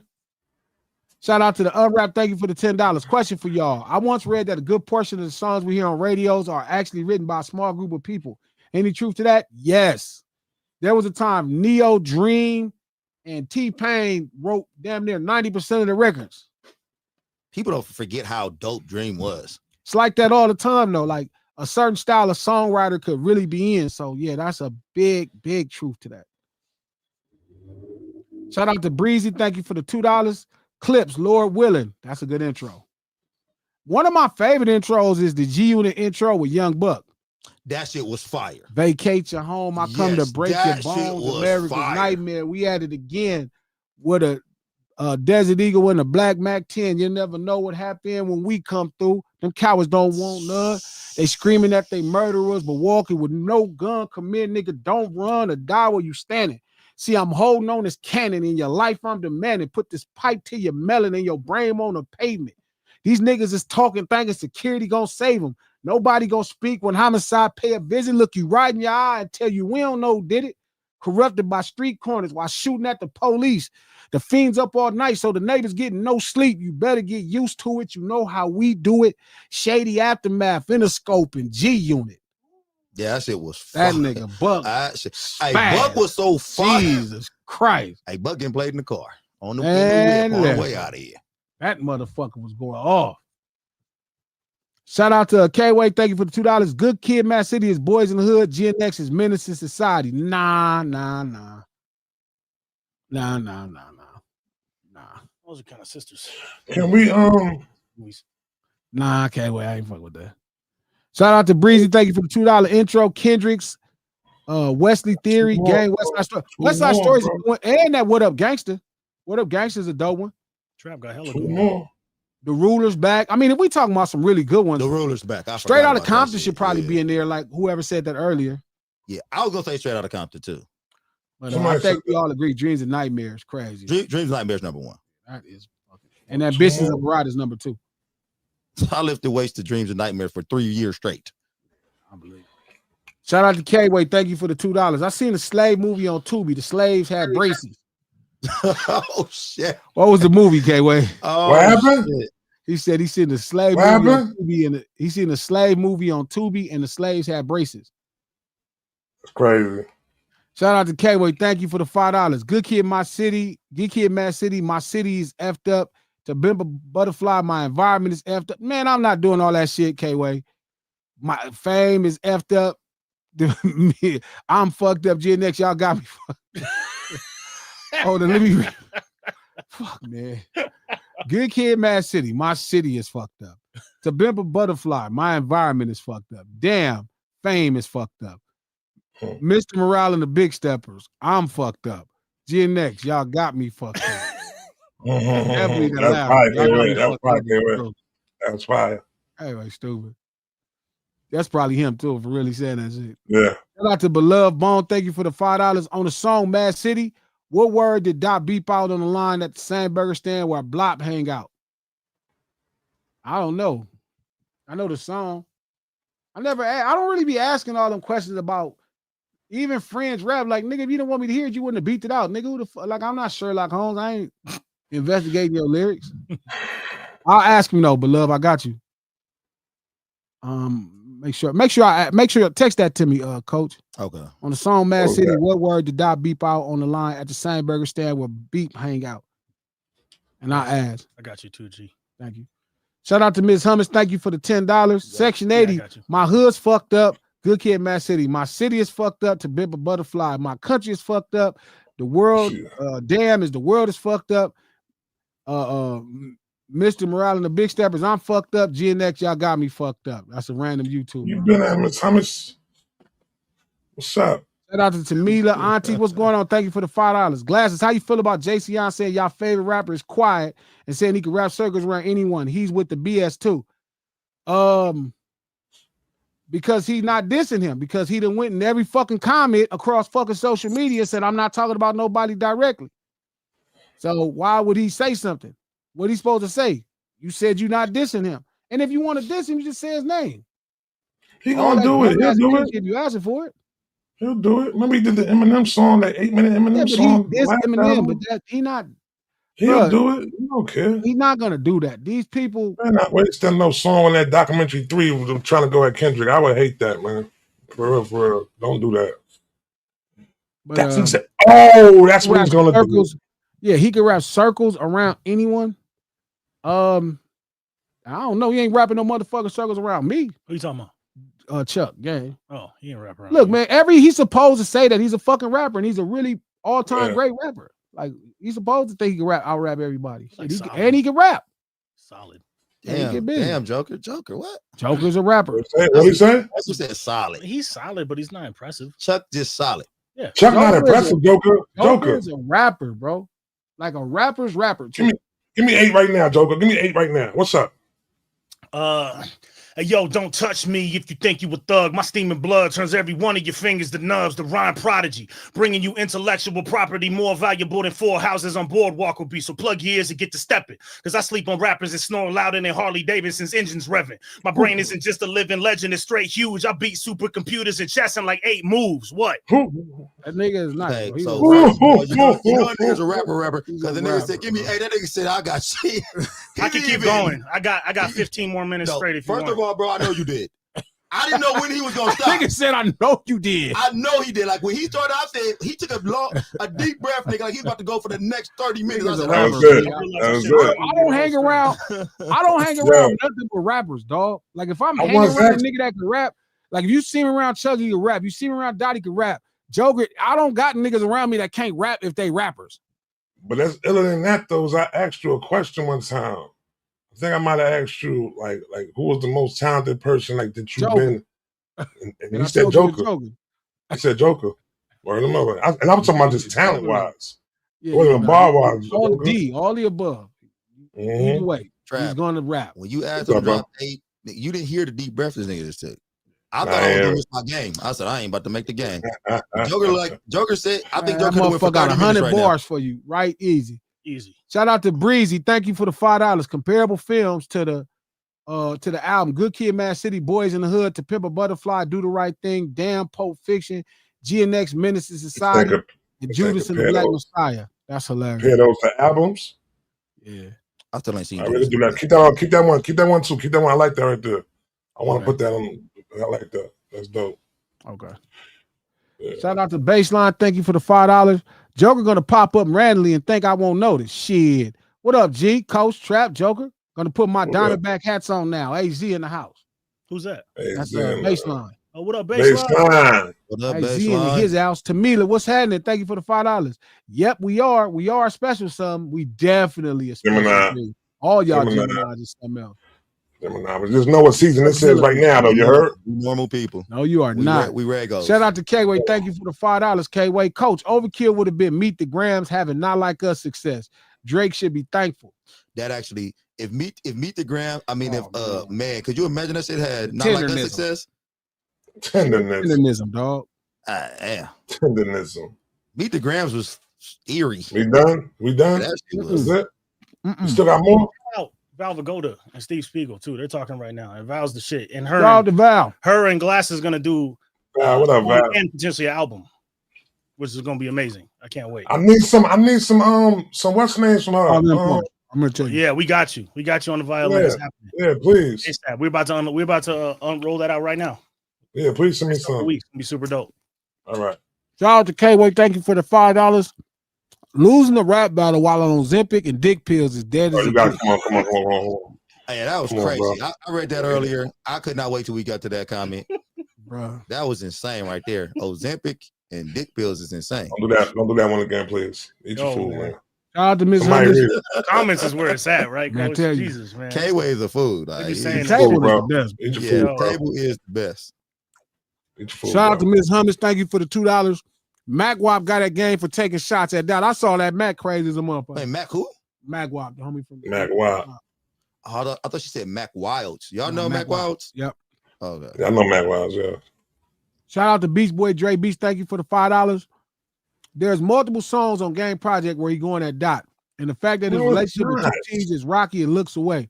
Track 5 says a lot. Listen. I'm gonna play it today. I'm gonna play it today when I play the game. Okay. Right. Check it out. Listen, Dre. All right. Keep on doing it. I'm not finna do it with y'all no more. I'm trying to give y'all what's happening. Bro, you gotta eat that food, bro. Hey, good looking out, Sega, too, for the yep. videos. For the videos. Shout out to Sega for the video. Thank you, 504 Roller. Thank you for the $10. Look, you have to get a joint that allows the table to hit the lineup sometimes to get our perspective on some of these topics. My word, Monday I'm gonna have it.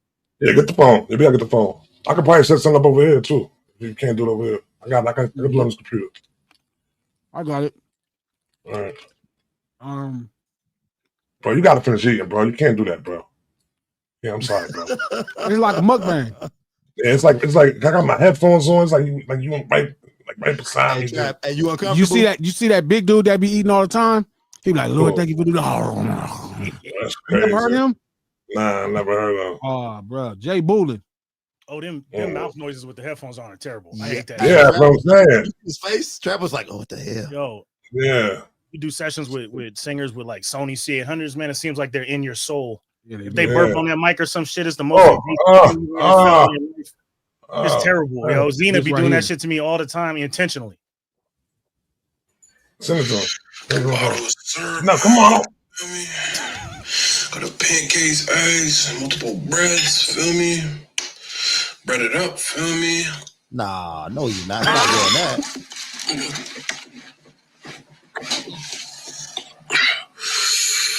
Feel me? Trap. You gotta go to HR, Trap. Go to HR and G, Trap. No, he sounds crazy, bro. You gotta go to HR. Just listen. Turn this shit down, bro. Watch I said this prayer. Done? Feel me? I don't hear that shit. Yo, Susan, anybody that's up in here right now that got headphones on, bro? My dog heard him. I don't even like look. I don't know how you could look at him do that. He looked. No, he be having yo, bro. He be having the wildest video. No, you gotta see the girl that he be having, no, B. The one he put me on to. Whole girl that sit up on the camera like this and be having a whole plate in front of her. Oh, that lady ain't got no ears no more, no neck now. She ain't got no ears no more. She got so big. Watching. What is you never saw that? What? Yo, how did she get the algorithm, bitch? You gotta see this shit. Come on, don't gotta see it. On that note, I didn't want to see that big dude dropping eggs. No, you gotta see Shorty though. Yeah, Shorty, yo, this lady. She a what's name? She's a car crash, bitch. For real. You got like she be man. Listen, man.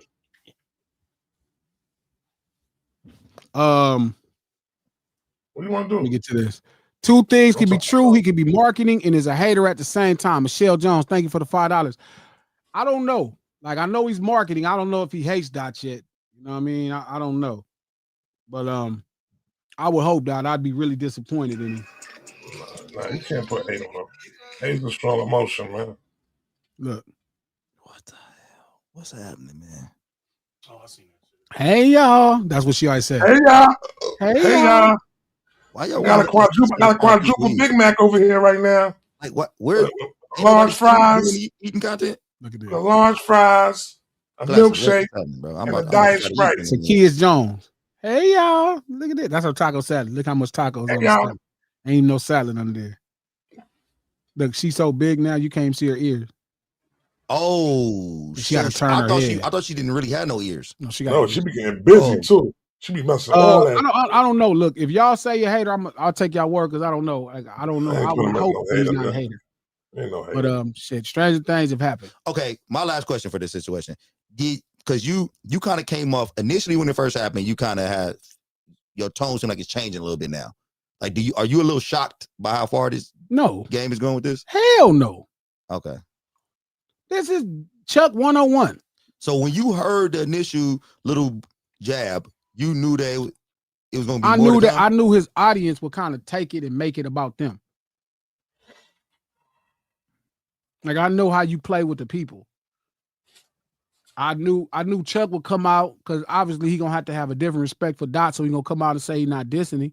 He gonna just let the audience do the work. It's just marketing. It's 101. It ain't even that deep. No, chill out. But I mean, it don't matter. You still threatening your relationship with somebody that's you've been knowing since they was a kid. And I guess if it means something to you or it don't mean nothing to you, that's on him to figure out on his own. You know what I mean? Like, my relationship means something with him and Dot and all of the people that I fuck with. It means something to me. So I don't really play around. Right. I don't take advantage of their moments. It's like the same thing when Puff took advantage of Pac getting shot. Mm-hmm. Like, yeah, you know you didn't intend for this to be dissing Pac, but you knew the general public would take it as if you dissing, as Big was dissing Pac.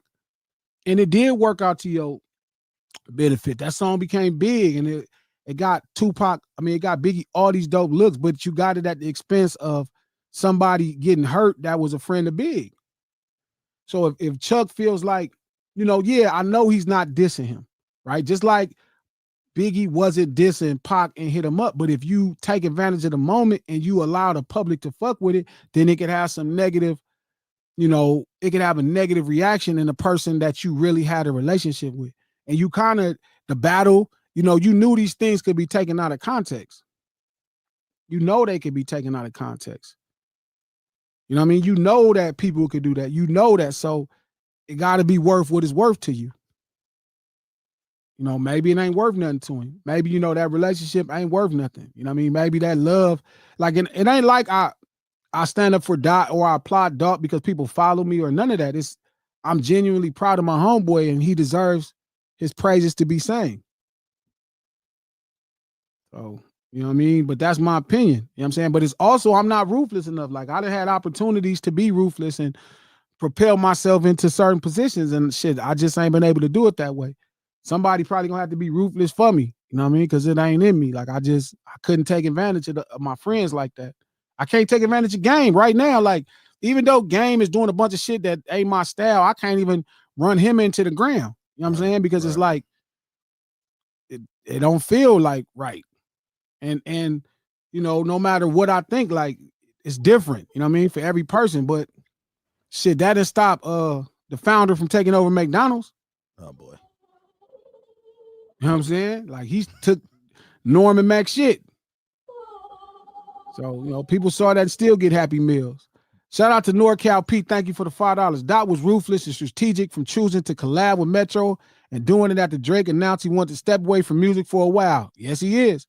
That's why I keep saying, I don't know where people keep thinking that this little nigga's a nerd or Dot is a nerd, bro. That nigga's not. That nigga's a ruthless little nigga, man. He's a fighter and he on some shit. So I don't know what the fuck everybody be talking about. Shout out to Baseline. Thank you for the $2. Permanent Enemy is a top tier diss track, Jay. Who is Permanent Enemy dissing? Crying. Back in the day. Thank you so much. Shout out to NorCal Pete. Thank you for the $2. It shuts down the narrative if he would have won. No, it doesn't. It doesn't shut down anything, Pete. Nothing at all. He loses. He wins nothing. Shout out to Just Be Yapping. Thank you for the $5. I love it when I join the live late and Glasses already ranting, going off about someone or something. So good. Salute. Fuck. Hate that's how y'all see me. At least I do this to my friends like Dot and them. I do this to them all the time. I've been doing this to them for years. Shout out to Sharice. Thank you for the $10. I call cap. Drake would have won the respect Dot always had. They would have crowned his singing as the rap GOAT. No, they fucking would have not. Sharice made him. You not getting Dot respect because you beat him in a battle. That ain't how respect works. You beat him in his battle. So you think in your mind, Sharice, if he would have won the battle, I'd be like, you know what? You always what I thought Dot was. Oh, Is that how you feel, Sharice? You think I'm that cheap? You think you could win the battle, Sharice? And I'll be like, you know what? You was always that nigga. I just didn't know. Calling this nigga D-Dot. You know what I mean? That's what you thought, Sharice. I'd be like, man, that nigga Drake is the nigga, though. If he won, he always had the respect Dot had. Like, I'd be like, nah, nigga. Moses, though. He won that battle. That don't go with solid. Moses, y'all niggas would have looked at Drake differently. What would I look at him different as what? I don't know. What could he have proved one thing for me? I don't think y'all would have looked at him how y'all look at him now, man. Come on, you can't see Drake's name up in this motherfucker without Joker chuckling. Oh. But it's not because it's the chuckle ain't because he lost the battle. The chuckle is because of the way he acted after he lost the battle. No, for sure. That's facts. That's for sure. That nigga acted so like if he lost the battle, he just lost the battle. It's over. When he lost to fucking Pusha T, like next thing, his songs. Yeah, that's facts. That's what I said. If he don't take the battle, it's like you did the battle. Where's the new song? Yeah, he looked really. Now it's like brittle spirit. Now it's like, nigga, what the fuck? Yes, we are Cash Money brothers. But shit, that's my family in real life. You know what I mean? You gotta ride with home team, bro. I ride with home team. That's how I go. It was some people that wasn't though. That was crazy to me though, babe. I know. Drake would have run the respect that Dot had. Like Sharice, Dot would have had to come hand over all his Pulitzers. Here, all these Grammys and Pulitzers is yours. They belong to you now. You won the battle. You are the last dragon. Shout out to Natasha. Thank you for the 50 check dollars. Glasses, do you think that Calmatic will be making a film documentary about Kendrick for GNX tours as he was there to film some things? I hope so. I like when Calmatic and Dot work together. It'd be really dope. Shout out to Baseline AZ. Thank you for the $2. Jay will walk Drake down in the battle easily. Arizona, thank you. Easily. Thank you. Yeah, easily. I wouldn't even let him do that. Yeah, from what I just heard, I think that I wouldn't even let him do him like that. Oh, you saying Joker? NorCal Pete. Pete, what up? Thank you for the $5. If Drake won, it would have been defense for all disrespect his craft receives. No, it is not. The disrespect his craft receives is about the thing that people don't respect about it. You just because you win a battle don't mean you're not going to have writers and people going to give you critique. Just because you win a battle doesn't mean people not going to think some of your opinions on topics are soft. You're not going to get anything. He don't get disrespected because he's incapable of rapping. Like his disrespect comes from because people didn't know he had a writer or multiple writers or it's tender. It's sometimes cultureless. Those are things that stay constant. You don't win those in a battle. LL win nothing in no battle. You don't win shit in no battle. Once like his situation was people thought he was a punk. And when he stood up for himself against Meek Mill, everybody knew he was capable as an MC. We all thought he was capable. So when the Meek Mill battle happened and he stood up for himself and he was triumphant, that was it. That don't mean you become tough and think you finna whoop the landscape. That don't mean that. Like you had a good mentality. This me, you'll never hear a reply for it. That was great. That was smart. Okay, Meek Mill pressed you. He didn't put this shit out there on you. You stood up to him. You triumphed him in the battle. You overcame it and you beat somebody who niggas thought was going to mop the floor because niggas heard all the story about Meek Mill as a battle rapper. And you beat him. Nigga, that's great. Nigga, I remember being proud. Go look at my tweets at that time. Go search for him. I was like, man, that nigga got to. I was so happy for him. Stand up for yourself, homie. You dope. You talented. That don't mean you finna walk the yard and think you gonna bully everybody in the fucking yard. There you go. Why y'all keep saying bully? Because now you walking around there, you gonna stand up for Wayne. Now you walking around and niggas say something, you like, what you say, nigga? Like, now you double taking. What nigga might have whispered something, nigga, what you say? That's how he acted. Hey, no, I was about to leave because I got in my game, but I do got it now that you said that shit. How y'all think Wayne felt knowing that this is a nigga who got peed on trying to stand up for you? I mean, I'm sure he was happy. He was like, I think we all wanted him to stand up for himself. You would want one of your, I'm trying to say it nicely, bitch ass homies. Like if you had a bitch ass homie and you was into it with somebody and he came in like, I got you, G. You would be like, yeah, okay. You wouldn't be like, nah, nigga, you sit man, on I back. would love for my homie that people think is a punk to stand up for himself. For you? For me or anybody else, just stand up, period. Man, I'd be like, all right, bro. After you get beat up, I got you. Did he want? What if he knocked the dude out? Wouldn't you be like, man, homie, yeah, nigga, like that's how we felt. It was like, nigga, do your thing, nigga. That don't mean you the bully of the yard, bro. Like he turned into the bully. He walking around like, yeah, nigga, I'm hitting blocks up, nigga. What's up with y'all niggas? Hits on niggas. He went straight mob. What's up with y'all niggas? Yo. Then the Pusha T shit happened, and then you could just see real fast that was gonna be uncomfortable. Do y'all feel like Drake sing song? My man Meek, did Meek lose some out of this? No. Do we still feel like we think the same way about Meek right now? No, because now you don't imagine him in a battle. You saw him in a battle. No, come on, G. Come on, Trap. Think about what we think about Meek right now. And this not me, but I'm saying people think about Meek as a puppet on Diddy's lap right now. It has nothing to do with the battle. No, I'm just saying, but no, if he would have won the battle, do you think we would have even gave that shit traction? If Meek would have won? Yeah, if Meek would have won the battle, do we think we would have gave that shit any of this puffy talk traction? We'd have been like, nigga, shut that shit up, like. He still got it. If Meek wins the battle. Meek don't win. I don't think Meek wins nothing if he wins the battle. He don't. You don't think he win nothing? I mean, I the way he lost. Is this your girls' tour? I mean, does Meek? Yeah, Meek great? wins something. Meek What does gets he more win? press and more coverage. Like the crazy thing is this, though, right? The level of he still was a pop artist that was way in the sky. So now if you put on a good showing, like Meek didn't even put on a good showing. And see, that's what I'm the saying. Thing was, he never got a chance to though, B. He put out a song. It took the air out of that shit though. But you heard that shit one time. The problem was his that song was aight, B. Nah, I'm not gonna do that. Nah, Trap, come on, man. I wanna know was aight. Is that the one with the Undertaker at the beginning? Yes. No, Trap. Hey, the beat was song wasn't bad like that. Nah, wasn't it though. Trap, when I heard that Undertaker shit, I thought, oh, Meek about to kill this shit. And then after I listened to the song, I was like, it just like even with the Kendrick and Drake battle, when they was dropping songs, you kind of like, oh, that's good. When we heard that first Meek song, I don't think anybody was like, yeah, that wasn't it. It's over. No, yeah, thank you. No, thank you. Shout out to Tom G. Thank you for the $5. His problem is he thinks he could buy respect from the culture instead of actually putting in the work for it. Sharice and them think you could just battle and pick it up. You can't just battle and pick it up. You gotta do some work. Study it. You can study I'm it. up out here. I gotta get ready for this game, brother. All right, coach. Good luck, man. You come through, let me know. What time is it? 6:30. Okay, I might come through. Shout out to Natasha. Thank you for the $50 check. Glasses, have you heard the song from 21 Savage and Drake? It was trash. Damn, I didn't hear it. I heard it. You hear it, Trap? Yeah. How was it?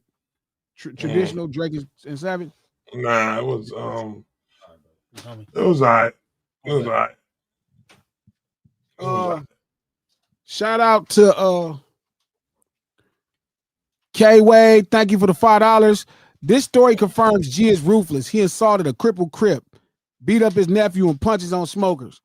Yeah, if you call that ruthless, to me, I think I was just standing up for myself.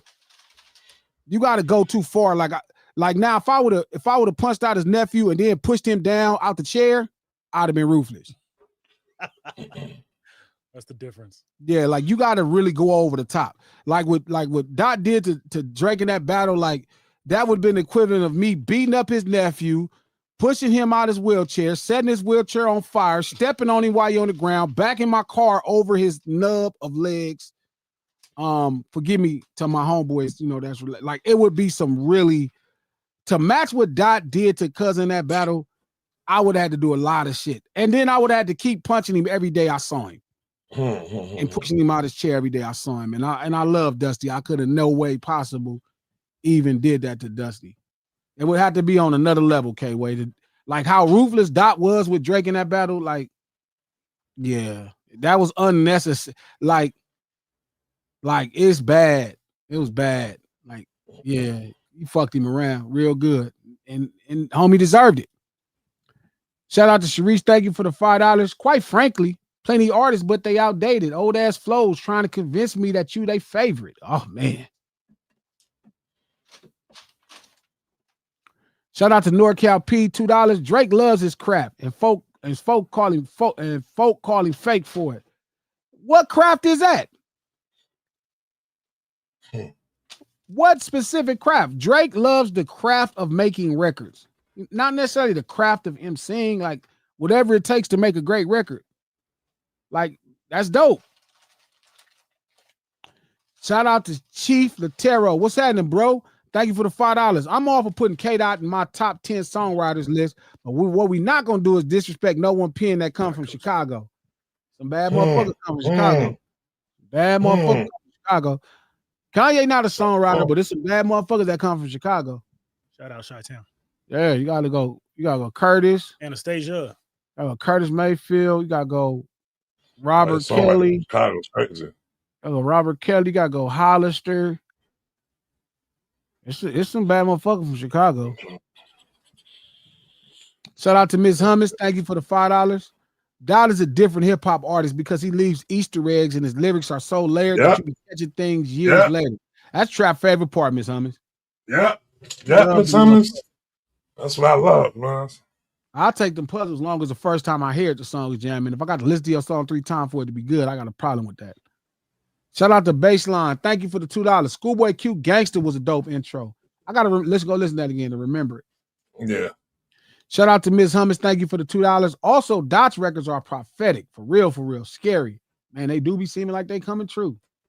That's a fact. Shout out to Breezy. Thank you for the $2. That audio was egregious. You got to see the video. Look him up on Instagram, Jay Boolin. And the lady's name is Eat with Sakias. Sakias spelled C. That's the one you gotta go see. You gotta go see her videos. Jay Boolin on Instagram is funny too. Nah, I'm not messing with him. Shout out to High Power. Thank you for the $5. After hearing These Walls, I knew Dot was not to be played with. Is Lil Johnny a real person? I gotta listen to that song again, but somebody if these walls could talk. That was a good song. That was his little Michael Jackson. Mm-hmm. No Ceilings Live, the lunch hour every Monday, Wednesday, and Friday, right here, noon Pacific Standard Time. If you're on the East Coast, 3 p.m. Thank y'all for sharing y'all lunch with us. Feel me? I hope you get back to work and you be productive. Some of this conversation wreck your brain. Don't forget, Tuesday, I'm dropping a podcast where I really get back and peel the layers of all of our relationship with Chuck and our relationships with each other and how things kind of come across, at least from my perspective. We do this stream to support that podcast. You can check it out on Apple Podcasts, iHeart Podcasts, anywhere you get your podcasts from. No Ceilings Podcast, executive produced by Charlamagne the God, the Black Effect Podcast Network, and iHeart. Sponsored by MealsByManny.com. Go ahead, Trap. No, go ahead. Sponsored by MealsByManny.com. If you want to lose weight or gain weight, head over to MealsByManny.com. MANNIE.com. Delicious, savory meals to help you accomplish all your goals, whether that's gaining weight or losing weight, or you just too lazy to cook. Head over to MealsByManny.com. Grab some meals or Hood Fire seasoning. It's going down like that. Yeah, go to the Twitter, Trap Bradshaw Twitter right there. I got the first episode of Gatekeepers podcast. It will be on Spotify and all streaming podcast platforms. Just waiting for this thing to go through. I don't know what's going on right now. Glasses got come over and help me with the train. But got a great episode we did, man. No cutting the culture line, know what I mean? It's the Gatekeepers. Check it out, though. It's dope. We got some more to come. Shout out to King. Shout out to Sega. They not here today, but they'll be back around this motherfucker one of these days. I got to pack up some packages. Shout out to everybody that headed over to the cripstore.com and grabbed something. We got another sale for Christmas. Just in case you want that vinyl, we're going to do a blowout sale on these damn t-shirts so I can bring in this new merch for January. Head over to www.thecripstore.com. Grab you some shit. We will see y'all Monday. Much love. Oh, don't forget, we're going to head over to Spaces today. Spaces? And chop it up about Chuck and shit and get kind of the perspective before we go into the podcast for Tuesday. So make sure if you got X, make sure you download X and we're going to be on your ass. One more super chat before we jet. Shout out to Breezy. Thank you for the $5. Drake drops hits. Kendrick drops wisdom. One shakes Spotify, the other shakes the system. I like that. That was a boss. Lucky B. Luciano. I like that. That was boss. Oh, that's bars. That was bars. That's nice. We will see y'all Monday. Much love. Easy.